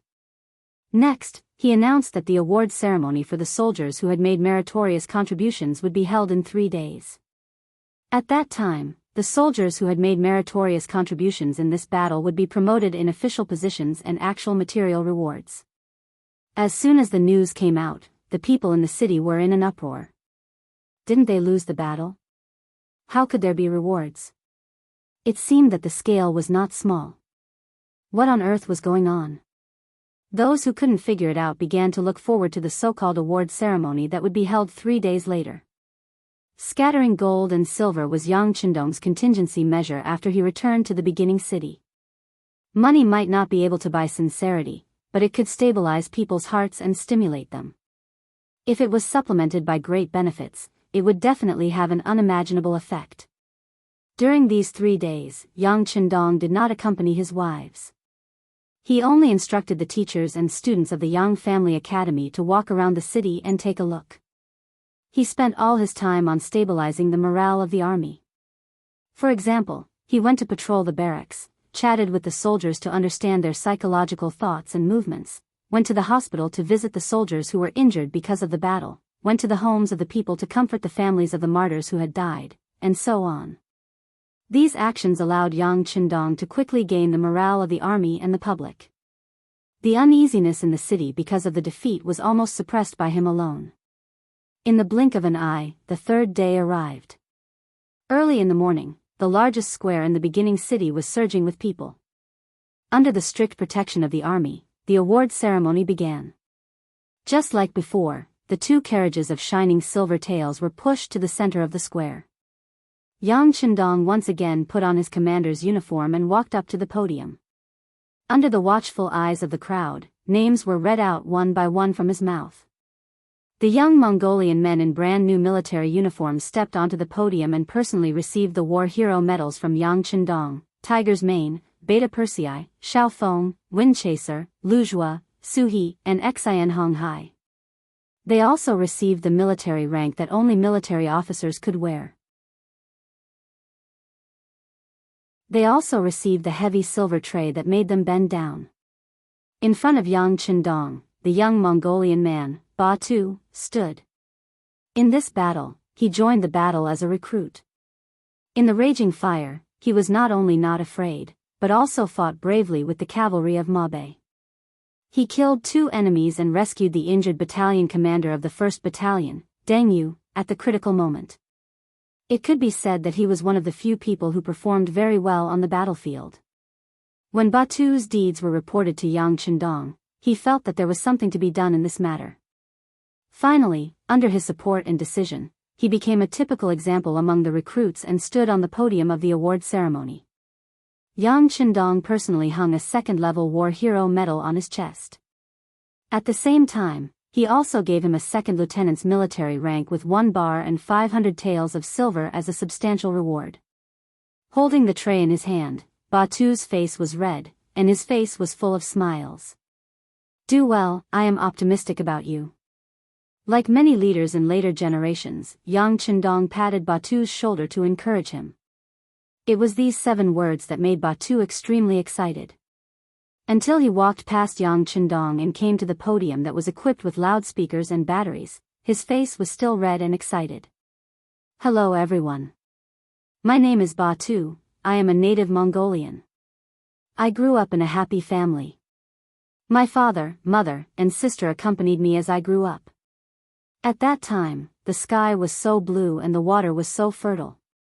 Even when it snowed in winter, the snowflakes were so pure and white. But all this happiness was disrupted by a sudden incident. That day, 4 Walla bandits came to my house, my father. Batu was still talking about his strength on the podium. Yang Chendong and the others had already taken their seats in the 1st row of the podium. Sitting on his right was Beta Persei. Yang Chendong had already read the investigation about Batu's day. He knew that he would be Beta Persei's future brother-in-law, so he took this opportunity to give him a chance.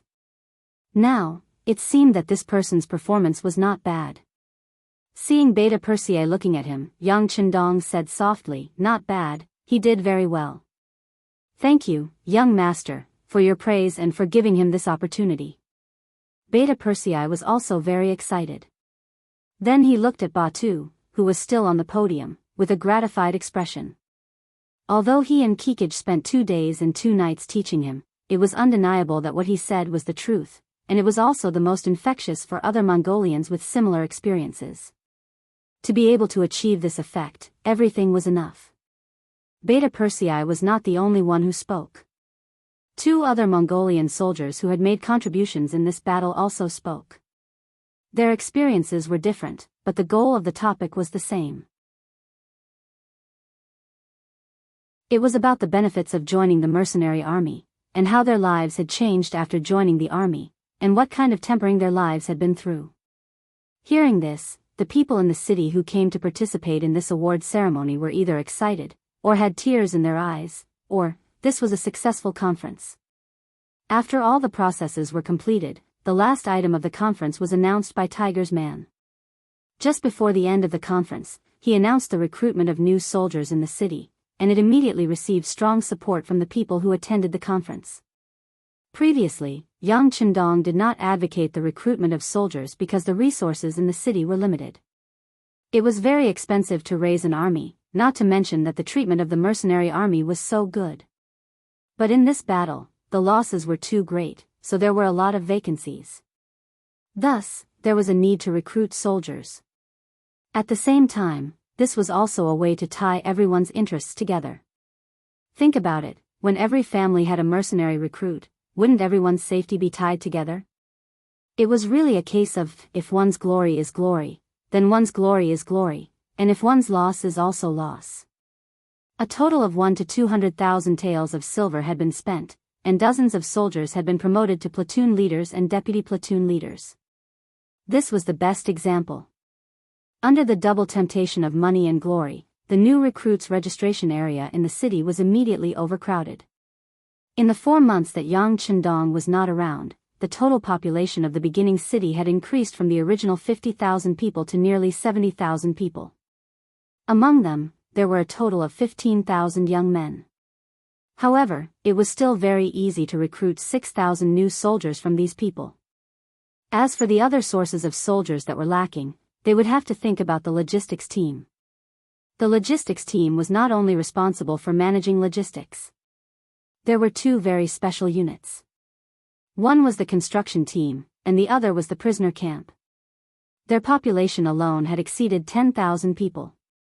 They were all made up of prisoners who were captured in the war. The former was the reserve troops of the mercenary army that had surrendered, while the latter had not completed the transformation and had not completely surrendered. Choose 6,000 people from the construction team to reorganize into the army. Choose another 6,000 people from the prisoner camp to enter the construction team and continue the transformation. Tell them that as long as they perform well, they may be able to become a member of the mercenary army. If they don't perform well, they will work for the rest of their lives. Since Yang Qindong had spoken, as the nominal leader of the logistics team, he took over this task and began to adjust. It had only been a few days since they returned to the beginning city, and the losses of the army from the previous battle had been replenished. Perhaps their combat power was not as strong as the previous mercenary veterans, but at least in terms of numbers, they had reached the same level as before. Even in terms of morale, there was not much difference. Seize the time to train. Let the new veterans get used to each other as soon as possible and meet the requirements of being able to go to the battlefield. After leaving these words to Tiger's Mane and the others, Yang Qindong left the barracks outside the city and returned to the Yang Mansion in the city.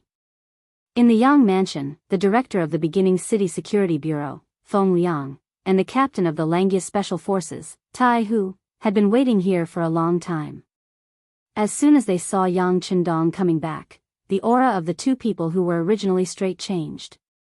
They restrained their sharpness and lowered their noble heads. You guys are here. Tell me, how is the investigation going? Yang Qindong nodded to the two of them. Then, accompanied by his servant, Yang Si, he entered the side hall and sat down in front of the chair. Yang Si's body was very strong. He seemed to be seriously injured that day, but it was caused by excessive bleeding. Once he woke up after the blood transfusion, he quickly became lively again. Although his injuries were not completely healed, as long as he did not fight with the enemy for too long, there would not be any problems. After this incident, Yang Si admired Yang Qindong even more. He already knew that at the most critical moment, it was the young master who had transfused his blood to him. This was an extremely touching thing. The ancients were not like the modern people. They had received less education, and they knew even less about some things. In the eyes of many of them, blood was something that could save one's life. How could they casually give it to others? But the young master had done this. How noble was he? How lowly was he?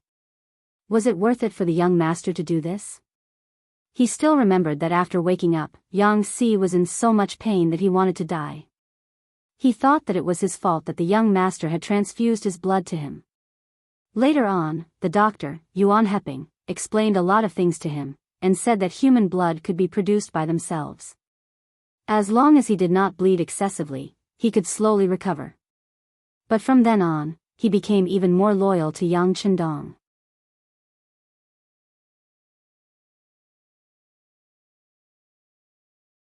Chapter 824.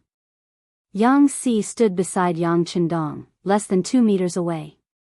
This was to ensure that no matter what danger occurred, he could step forward at the first moment and use his body as a meat shield to protect the young master's safety. Yang Qindong sat down and his eyes fell on Feng Liang and Tai Hu. As soon as he returned to the first city, he sent these two people out with only one purpose: to inquire about the actual situation of Wanda City and why the fire suddenly broke out in this battle. The explosion was easy to understand. Gunpowder could do it. And this kind of thing was not an exclusive secret. Baiming knew it, Nanming knew it, and the Mongolian tribe naturally knew it.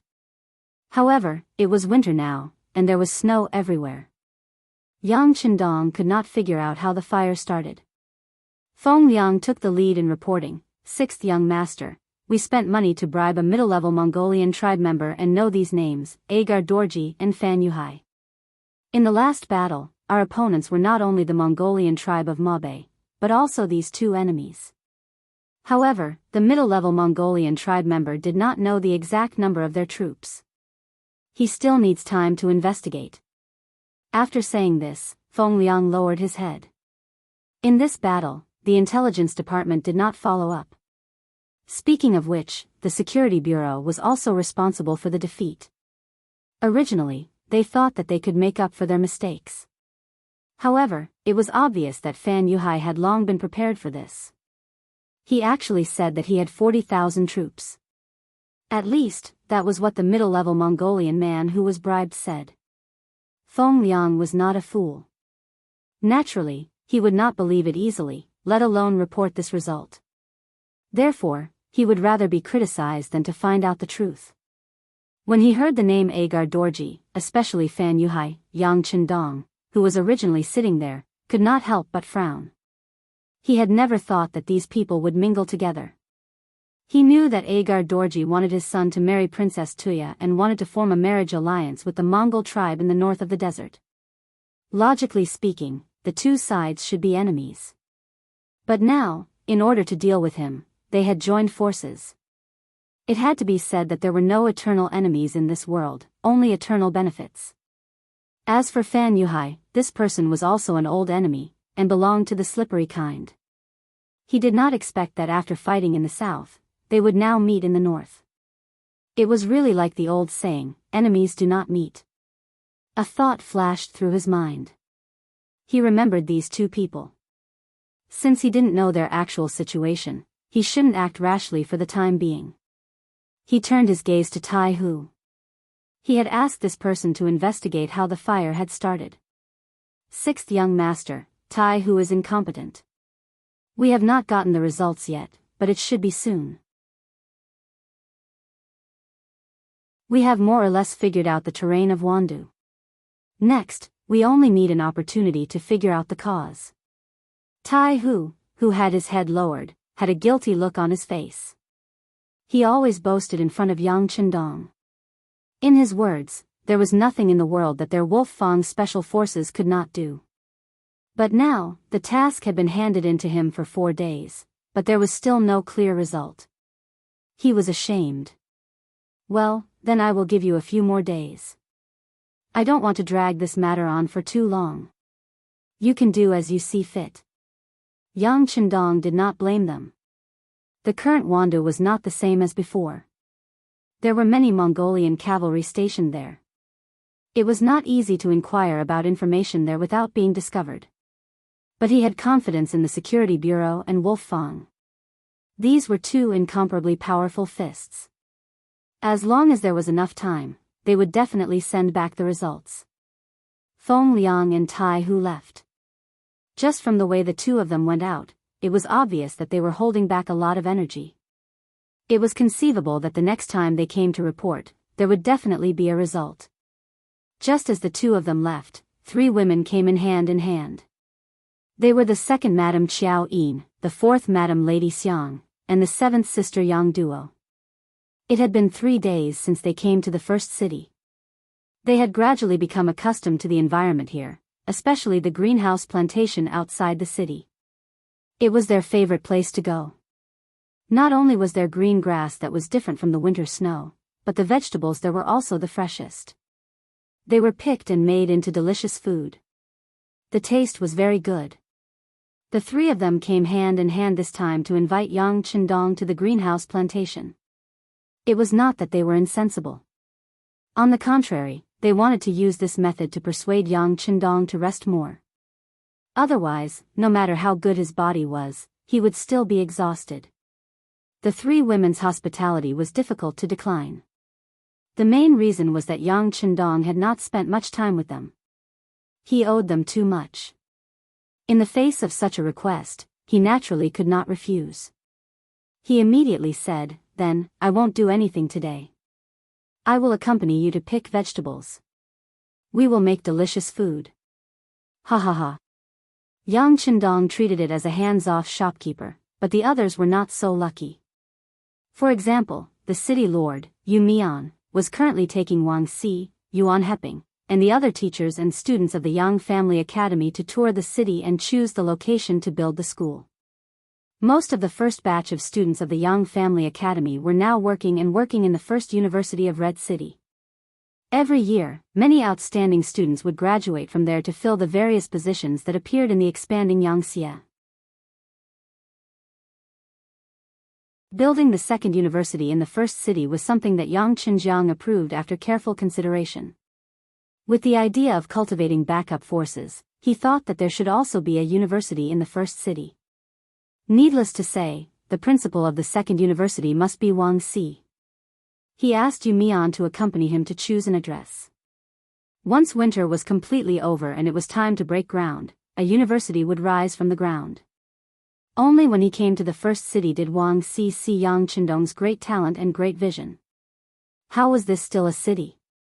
This was clearly the future prototype of a country. He remembered that before leaving the capital, his grandfather had told him that the strength of the Duke of Loyalty should be far stronger than what outsiders saw. At that time, he did not believe it, but now, the facts were in front of him, and he had no choice but to believe it. It was precisely because of this that Wang Si did not have any doubts. On the contrary, he was very excited. He knew that he had encountered a good era and an opportunity to let go of his hands and feet. Compared to the Ming dynasty that was already dull, decadent, tyrannical, and even filled with internal strife, everything here was so clear and attractive. The Ming dynasty advocated Confucianism and paid attention to the path of the sage. It seemed that as long as one could write a good essay, one could become a pillar of the country. In the past, Wang Si had also thought this way, and he had even done so. However, ever since he came into contact with the Yang family, which could be called a new learning, his attitude had completely changed. Originally, the knowledge in the world was not only limited to Confucianism. There were many more things that were worth learning and exploring. Knowledge was endless, and there was no end to learning. Ever since he fell in love with Yang Shui, Wang Si had completely thrown himself into it, and what appeared in front of him was another world. Now that he was able to leave the capital and come to the origin city, it was equivalent to providing the Yang family with a strong enough soil. In addition, Yang Qindong rarely used people based on seniority. He had always used talents in a different way, and this made Wang Si even more excited. He knew that the greatest opportunity in his life had come. As long as he could seize it, he would become someone like his grandfather, or even someone more powerful than his grandfather. For this goal, Wang Si worked hard and did his best. The first step was to choose the location of the school. Both Yu Mian and Wang Si were serious people. When they came together, they were naturally very careful in choosing the location of the school. Fortunately, there were too many open spaces in the origin city, and there were too many places to choose from. After just one day, the new location of the school was decided.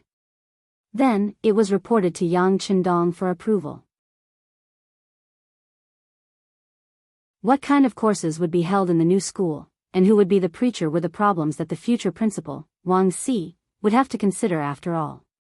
Finally, there was a chance to show off their skills. This was a good thing for most of the students of the Yang Family Academy. In the future, they would not be confined by various rules. They only needed to follow their own thoughts and work hard to complete it step by step. If their performance was outstanding, there should be no problem with a golden path for them to walk on. One had to know that their teacher was loyal and courageous. With this, how could the students be afraid that they would not have a future? Of course, not every student was so excited. Just like Junko, one of the few female students, she was very conflicted at this moment. She left Baiming with the team. Along the way, she saw the different customs and environment of the Great Ming Dynasty. It let her know how vast the real Great Ming Dynasty was. It also let her know that her country was so small and weak. As soon as she arrived at the origin city, a new feeling once again refreshed her worldview and outlook on life. Although many of the people living here were not rich, their faces were full of happiness from the bottom of their hearts. Although some of them had just lost their loved ones because of the defeat, this did not break them down. On the contrary, many people thought that the reason why they lost the battle was because there was no god of war to command the battle. Now that the god of war had returned, they would still restore their history of winning every battle. Their future life would only be better. This kind of yearning for the future as well as a positive and optimistic attitude was very infectious even when Junko walked on the street. In contrast, her country, including her father and those ministers, only knew how to fight for fame and fortune in a small place. But in fact, how many people really cared about the lives of the people?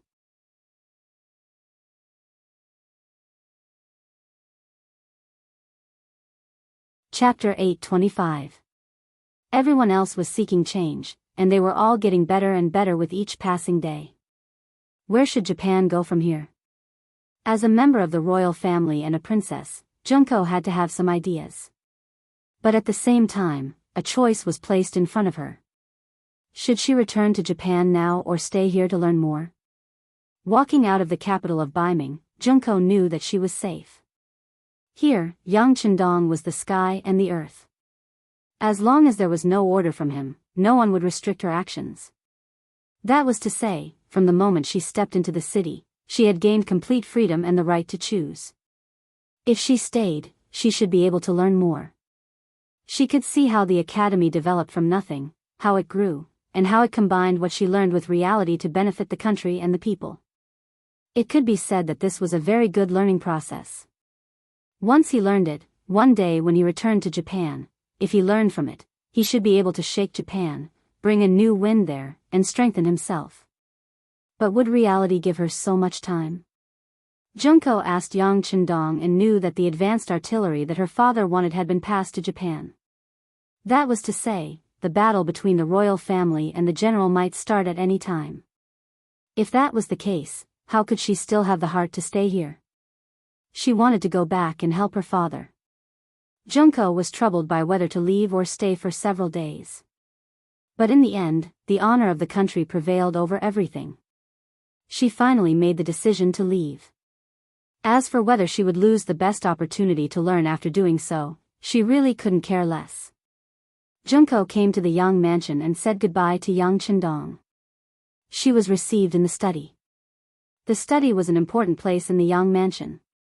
Usually, even the two madams were not allowed to come here without permission. Just like when they were in the Yang manor, this was already an iron law. Generally, those who could be received in the study were important people. Junko was surprised to see Yang Chendong here. But thinking that she was going to leave, she didn't have so many thoughts in her heart. Yang Chendong was sitting at the desk, writing something. Feeling Junko's entry, he said without raising his head, "Wait a little longer. It will be done soon." Yes. Over the past 2 years, Junko had already gotten used to Yang Chendong's orders. She involuntarily complied and sat down on the chair placed in front of her. Then, she sized up the study room. This was the first time she had entered this place. She saw many books on the bookshelves. Just by looking at the names, she could tell that many of them were not available outside. This could be seen from the gorgeous book covers. Yang Chendong didn't have to wait for long. He stopped writing, stretched, and turned to look at Junko. For a moment, their eyes met. Today, Junko seemed to have dressed up and put on some light makeup. Her skin looked very clean, and her face was also very clean. Coupled with her delicate facial features, she gave people a very comfortable and pleasant feeling. "Have you made your decision?" His eyes only stayed on Junko's face for a moment, then moved to her eyes and asked. "Yes." Facing such a gaze, even a somewhat burning one, Junko didn't know why she was a little nervous. She just answered and quickly lowered her head. Yang Chendong said generously, "If you want to leave, then leave. This is my promise to you. You don't have to be so evasive. You don't owe me anything. By the way, I just wrote something. If you really want to go back to Japan and build an academy, it may be of help." He actually wrote something for me? Doesn't that mean he has me in his heart? At this moment, Junko's heart couldn't help but beat wildly. It would be a lie to say that she didn't have any feelings for Yang Chendong. Just like how beauties loved heroes, this seemed to have become a common problem. No matter how strong a woman's heart was, she would always hope to find a stronger man to rely on and rely on. Not to mention that Yang Chendong was young and handsome, giving people the feeling that he was omnipotent. How many girls could resist such a man? Once upon a time, Junko's heart was filled with Yang Chendong's figure. She even made up her mind that as long as Yang Chendong asked, she would stay and accompany him forever. Even though she knew that Yang Chendong already had 5 wives, she still took the initiative to ignore this layer. Even if she was a country's princess and couldn't marry as a concubine, she still threw these fetters aside. Unfortunately, from the beginning to the end, Yang Chendong didn't take the initiative to ask her to stay. At most, he gave her a choice. This feeling finally made Junko give up the beautiful dream in her heart. She decided to leave. But now, when Yang Chendong's somewhat burning eyes looked at her, she found that her determination was still not enough. Her heart couldn't help but have other thoughts. Thank you. After a long time, Junko finally opened her mouth. At this time, after a struggle in her heart, she finally made the decision to leave here. Compared with her feelings, as a princess of Japan, she was more worried about her father's foundation. This might be a kind of mission of being born in the imperial family. You're welcome. You're my student. Yang Chendong smiled. He might not have noticed the change in Junko, or he might have noticed it, but he didn't want to say anything about it. Yes, I'm his student. Junko suddenly smiled at this moment, then raised her head and looked at Yang Chendong, revealing a bright smile. Thank you for taking care of me for so long. If possible, on behalf of my father, I welcome you to Japan. At that time, I'm willing to be your guide. Definitely. Yang Chendong smiled. He had to go to Japan, but when that day came, he was afraid that not many people would sincerely welcome him. By the way, a battalion of soldiers will go out of the city the day after tomorrow. They will go to the sea town in the Nuergendusi area to receive the goods shipped from the sea. You can leave with them. Those soldiers will protect your safety along the way. Thank you. After thanking him again, Junko didn't know why, but her heart seemed to be empty, as if something had dissipated.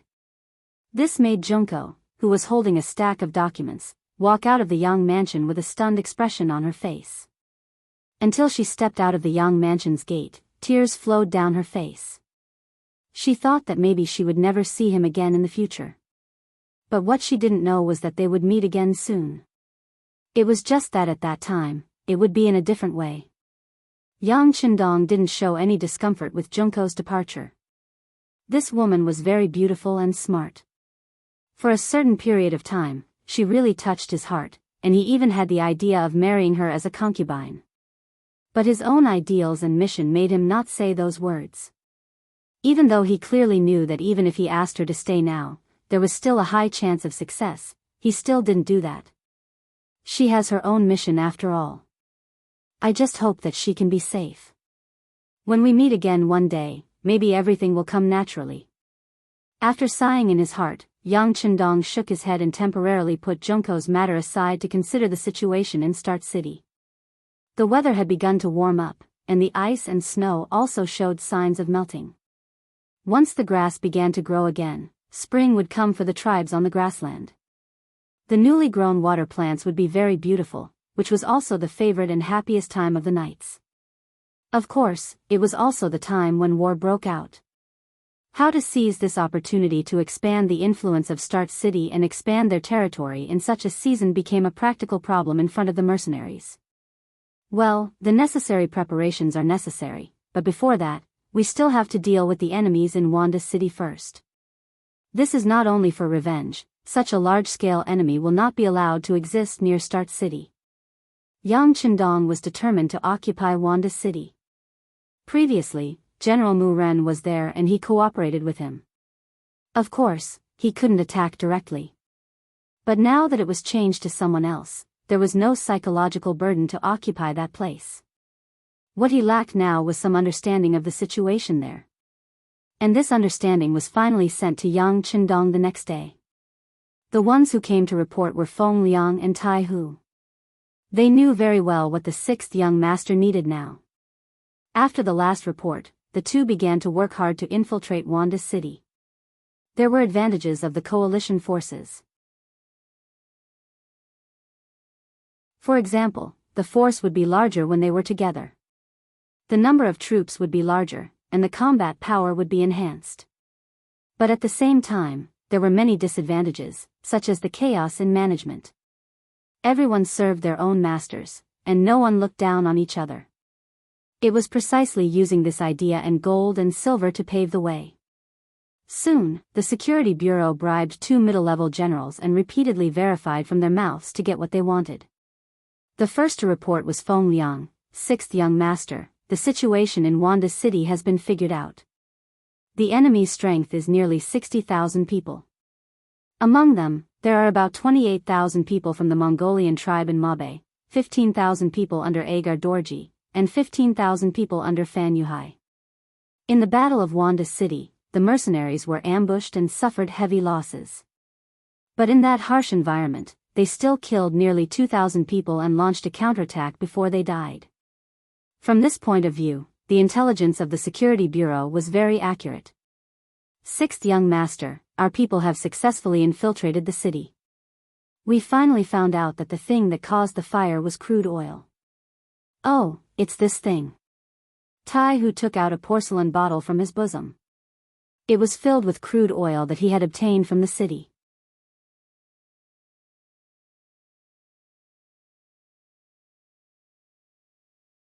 Chapter 826. Crude Oil. Yang Qindong raised his eyebrows and reached out to take the porcelain bottle. After opening it and smelling it, he nodded involuntarily. He had read about the so-called crude oil in some books before. This thing should be said to have been recorded as early as the Han Dynasty. It came out of the ground and was now known as crude oil. It was just that the people of this era did not know how to mine it or how to use it, so there were very few opportunities for it to be used in the military. Presumably, even the crude oil that caused the fire last time should have come out of the ground. It was the kind that could be easily obtained and used by the Mongolian army. If this was the case, then the combustion must be very strong. Everything was logical. So it's this thing. Have you found out where they got it from? Yang Qindong, who had more knowledge about crude oil, asked curiously. I've figured it out. This thing appeared in the low-lying area between Wanda City and Guangwu Town. Our people also went there to take a look. Although most of the crude oil has disappeared, if we look carefully, we can still find some. Tai Hu replied with his chest puffed out. It could be seen that this time they really put in a lot of effort and investigated everything very clearly. Is there still this kind of crude oil in Wanda City? Yang Qindong asked a question that he was very concerned about. I don't know yet, but please give us some time. We will definitely investigate it clearly. Tai Hu shook his head lightly and then asked for orders with a determined expression. It had only been 5 days since he had returned to the Holy Land. It wasn't easy to figure out the situation in such a short time. However, it was still impossible to fully understand the situation in Wanda City. Yang Qindong naturally understood this.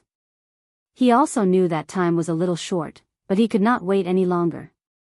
The mercenaries gave people the feeling that they were invincible and invincible. This was the reason why they were able to grow so quickly. On the other hand, if he lost again and again, no matter how much money he took out, there was no way he could restore the morale of his men. Of course, there was another more important reason. This time, someone had taken advantage of his absence to slap the mercenaries. If he did not return the favor, it would be hard to avoid rumors that would shake the morale of the army, and would be looked down upon by the other forces. This was the main reason why Yang Qindong was so anxious to mobilize his troops. Be it the fact that the Mongol Alliance army had heavily injured the mercenaries or the fact that they were occupying the city and not leaving, it was a provocation. If he didn't show any reaction after a long time, who would take the mercenaries seriously in the future? Wouldn't the various legends that had been created in the past all be for naught? This was something he absolutely would not allow. However, in such a short period of time, he had made up his mind to fight because of the news delivered by Feng Liang and Tai Hu. Now that he knew the exact number of enemies in Wanda City and knew that there was a very flammable crude oil in the city, this was an opportunity placed in front of him. Yang Qindong was very good at grasping opportunities, and this time would be no exception. Pass down the order, all divisions and regimental commanders are to come to the Yang residence for a meeting immediately. Yang Qindong's eyes flashed with a bright light, and a bold plan had begun to form in his mind. After the 6th young master's order was passed down to the various battalions, the officers above the regimental level immediately rushed to the Yang residence. Soon, in the war room of the residence, all the officers stood there. They all puffed out their chests and looked at Yang Qindong, who was standing in front of the sand table with a calm and composed look.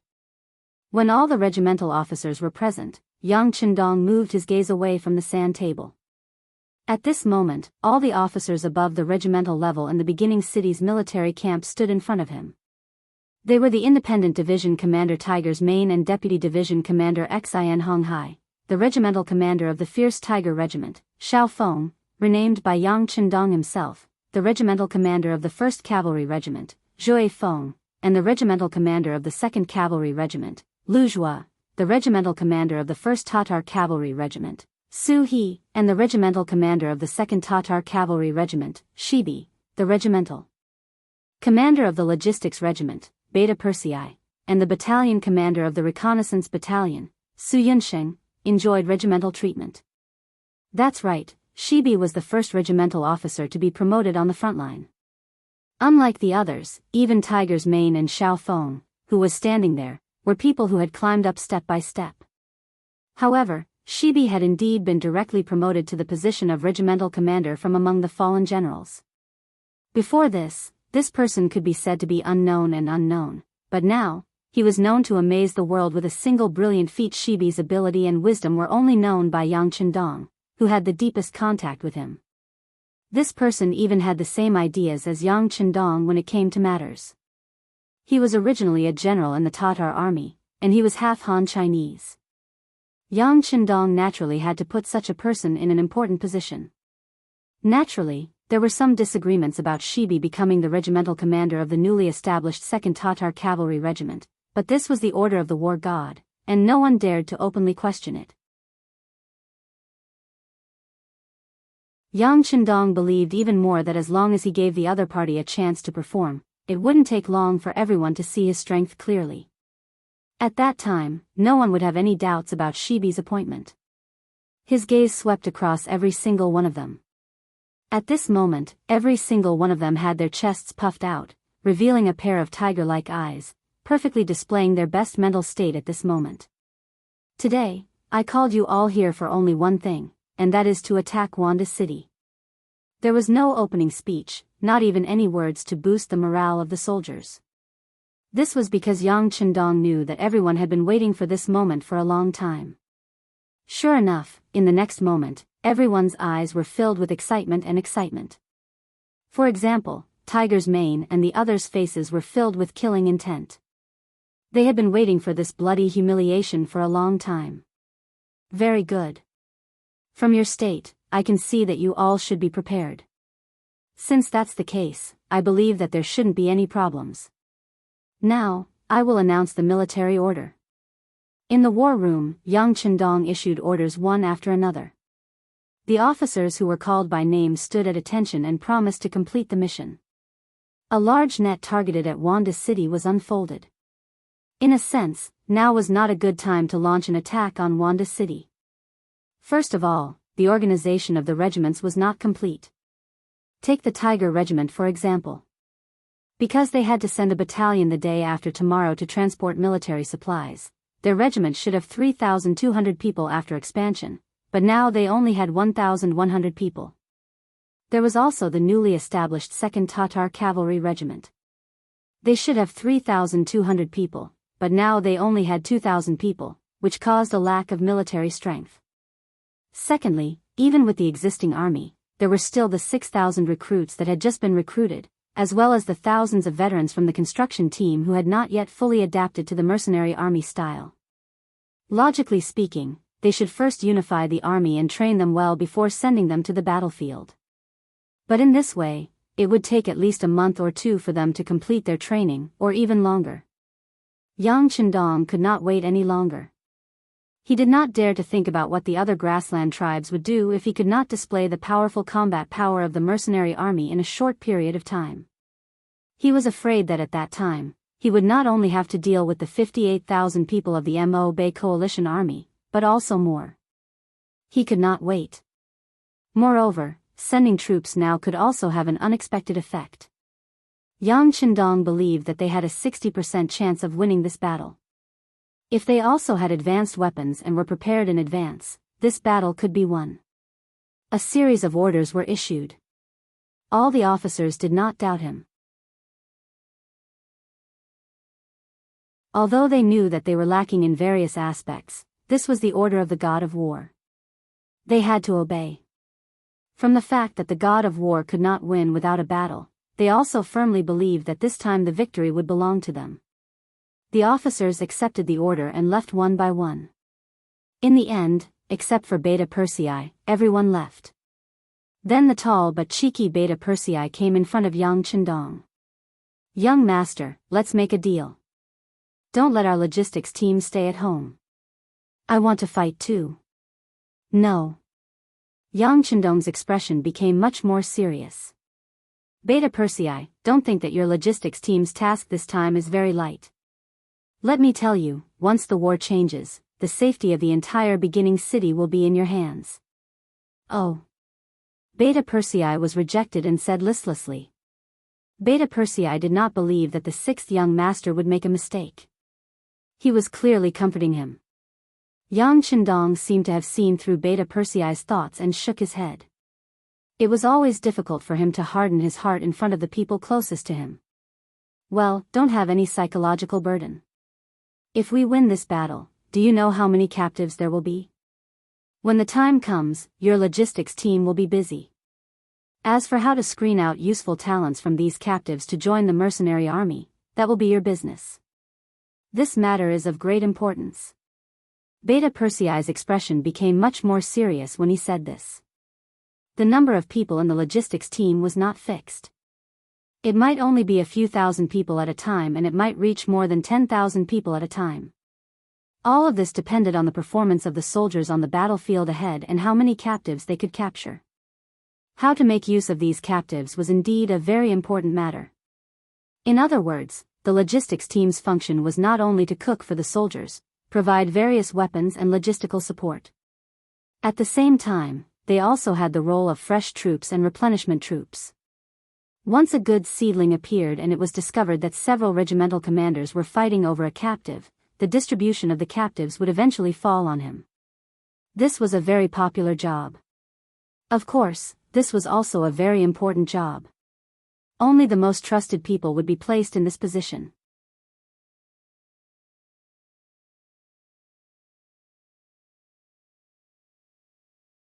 Chapter 8:27.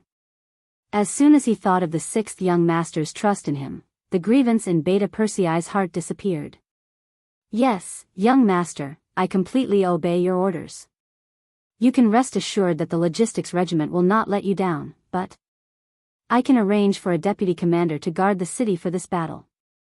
I can also follow you, young master, into battle." "No." Yang Qindong once again rejected Beta Persei. This time, all the generals in the city who can fight have been sent out. You're the only one left. You can't leave. Otherwise, if something really goes wrong, it will be a big deal. "Oh, I'll obey your orders." Seeing how resolute Yang Qindong was, Beta Persei also knew the principle of going too far and not going too far. There were some things that he could ask for instructions once, but he absolutely could not ask for instructions a second time. The battle meeting was over, and the barracks outside the first city began to quietly mobilize. In order to ensure that their military intentions were not known by the other party, all the members of the reconnaissance battalion were dispatched and sealed off 20 miles around the first city to ensure that no enemy scouts could approach here and spy on any changes in the mercenaries. Then, after a full day and night of preparation, on the second night, the divisions and regiments acted according to the plan. In the middle of the night, a large number of cavalry rushed out of the barracks and went straight to the city 200 miles away. Other than their own weapons, the cavalry did not bring anything else. Even the food on their bodies was only 5 days of dry rations, in order to ensure that their speed was faster. As a result, in the night, on the snowy ground, black shadows could be seen running quickly. In the season where the snow had begun to melt, the cavalry did not have to worry about falling into the snow when running, allowing them to exert their fastest speed. It was often said that a horse could travel 1,000 miles in a day and 800 miles in a night. That was unrealistic. Perhaps there were extremely special warhorses that could do it, but this did not mean that it was possible. However, if they were to set off as soon as the sky turned dark, it would take them nearly 12 hours to reach dawn the next day. Traveling light and without any heavy supplies, it was still possible for them to cover 200 li in one night. When dawn broke, a large number of mercenaries with 5-starred flags suddenly appeared 20 li outside of Wanda City. They formed a fan-shaped encirclement, blocking the front and flanks. When the scout in charge of scouting outside the city saw this, he hurriedly returned to the city to report. When the cavalrymen in the city received the news, they immediately became restless. Only a small portion of the 50 to 80,000 cavalrymen had not been defeated by the mercenaries. Most of them had been defeated more than once. Suddenly, a large army of mercenaries appeared without any warning. It was easy to imagine how panicked they were at this moment. It wasn't just the soldiers, even Agadorji and Hararok, who had received the news, got up from their beds in a panic. They put on their clothes and rushed to the commander's residence in the city. By the time the father and son arrived, Sudra Khan was already seated in the hall, but his complexion wasn't good. It was obvious that he was frightened by the sudden news. What should we do? The mercenaries suddenly besieged the city. What should we do? Agadorji didn't wait for his but to sit on the chair and began to ask Sud for a plan. It was obvious that he was really panicking this time. Back then, he had nearly 50,000 cavalrymen, but they were still defeated by the mercenaries. Now, the entire Allied army only had a little more than 50,000 soldiers, and most of them were captured captives. Compared to the elites that he had brought, Agadorji didn't think that the Allied army would have any advantage in this battle. Don't worry, let's wait for General Fan. Seward was annoyed by the questions and pointed to the empty chair on the right. He really didn't have any ideas now. In his opinion, since the mercenaries took the initiative to attack, they must be prepared. He really didn't have any good ideas on how to deal with the enemy. He could only wait for Fan Yuhai to appear and see if he had any ideas on how to deal with the enemy. Agadorji noticed that Fan Yuhai hadn't arrived yet. His face couldn't help but sink. He coldly snorted and said, "What time is it now? Why isn't General Fan here yet? What is he doing? What is he doing? I'm afraid he still hasn't gotten up from that woman's belly last night." Haha. Hararok cooperated with his father. Then, a wretched expression appeared on his face. It was as if he had fallen into some kind of imagination. Sud helplessly shook his head when he saw the strange expressions of the father and son. As far as he knew, Fan Yuhai wasn't into this. At least during the time they were together, he didn't hear that Fan Yuhai had such a hobby. However, the mercenaries had already appeared outside the city. It was indeed strange that he hadn't appeared yet. The wait was always long. After the time it took for an incense stick to burn, Fan Yuhai, who was clad in armor, finally arrived. When he stepped into the hall, Hararaka's mocking voice sounded. "General Fan, you're so busy.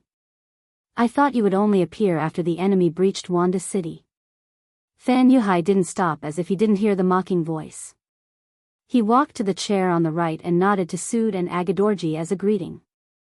As for Hararok, who didn't even have a seat and had to stand to talk, Fan Yuhai didn't even look at him. It was as if he didn't exist. This time, Hararok was furious. The feeling of being ignored made him angry. He wanted to continue mocking Fan Yuhai, but at this time, Sud said, "General Fan, you know about the mercenaries outside the city, right? Do you have any countermeasures?" "Yes, I know. Just now, I went to the city wall to take a look. It was indeed mercenaries outside the city. Moreover, this time, the war god came personally. Fan Yuhai nodded. The reason he came late wasn't because he was lazing in bed, but because he went to the city wall first to understand the situation.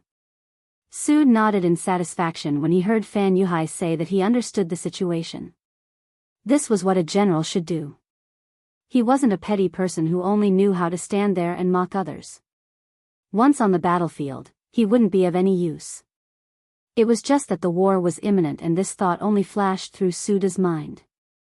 When Suda heard that Yang Chendong had also come, he asked in a daze, "War god is also here? Are you sure?" "Yes, the flag that belongs to the war god has been raised.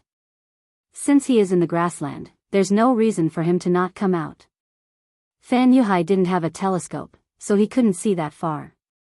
However, based on his intuition, he believed that this old opponent must be among the mercenaries outside the city. Seeing that Fan Yuhai was so sure, Su's expression changed again. "Even the war god is here. I think they must be determined to get Huan City. What should we do?" "Of course we fight." Fan Yuhai blurted out as if he was talking about an extremely ordinary thing. Indeed, the mercenaries appeared so quickly. It had only been 7 days since the last defeat. They had made a comeback, which was indeed a bit beyond his expectations. In his opinion, after suffering such a heavy blow, the most important thing to do was to conserve energy and guard against them attacking the beginning city. Why would they take the initiative to attack others? However, the war god was the war god. His actions were always so unexpected. It had to be said that the sudden appearance of the mercenaries also caught Fan Yuhai off guard. Even now, he still couldn't figure out what the war god was thinking. However, not understanding the other party's thoughts didn't affect his decision to fight. Fight? That's the war god we're talking about. Can we defeat him? Agadorji opened his mouth, but his words weakened his own morale. It was obvious that he was really afraid of this person. This time, Su didn't stop Agadorji from saying such words. In fact, how could he not be worried? He had lost 2 battles with the war god. At the worst, he was chased for thousands of miles until he fled to the northwest of the Inma River. All of this was enough to prove his thoughts. Why can't we beat him? The war god is also a human. He will also be injured if he is hit by an arrow. A saber can also take his life. Speaking of which, he is no different from us. Moreover, our military strength is clearly several times greater than the enemy's. In addition, we are in charge of defense, while they are in charge of offense. This makes it impossible for the muskets to display their greatest advantage. Fan Yuhai stated his decision and the basis for it. Then, his gaze fell on Suda. Obviously, he wanted this person to make the final decision. Su didn't immediately answer Fan Yuhai's question. Instead, he turned his gaze to Agadorji and asked, "Lord Agadorji, what do you think of this matter?" Agadorji wanted to express his opinion, but Fan Yuhai beat him to it. "Lord Agadorji, we can't hesitate anymore. If we only think of running away because of the appearance of the mercenaries, when will we be able to defeat them? Moreover, in the last battle, we have already proven ourselves and proved that the mercenaries are not invincible. If we retreat without fighting this time, I'm afraid that we won't have the chance to win in the future. Are we going to live a life of hiding in the future? Are we going to live like rats in the dark for the rest of our lives?" Fan Yuhai had to interrupt. Otherwise, once Agadorji expressed his opinion, there would be no need for this battle. He was afraid that they would really have to retreat. He had long heard that the Mongols ate meat while the Central Plains people ate grass. The grass eaters couldn't beat the meat eaters. However, when he came here, Fan Yuhai realized that the reality was not as he had imagined. Everything was reversed. The once glorious grassland cavalrymen were so scared that their legs turned to jelly when they heard the name of the mercenaries. They were already scared before the battle. You're tuning into the Carefree Valley YouTube channel. Don't forget to subscribe and join us on this journey to catch the most captivating stories.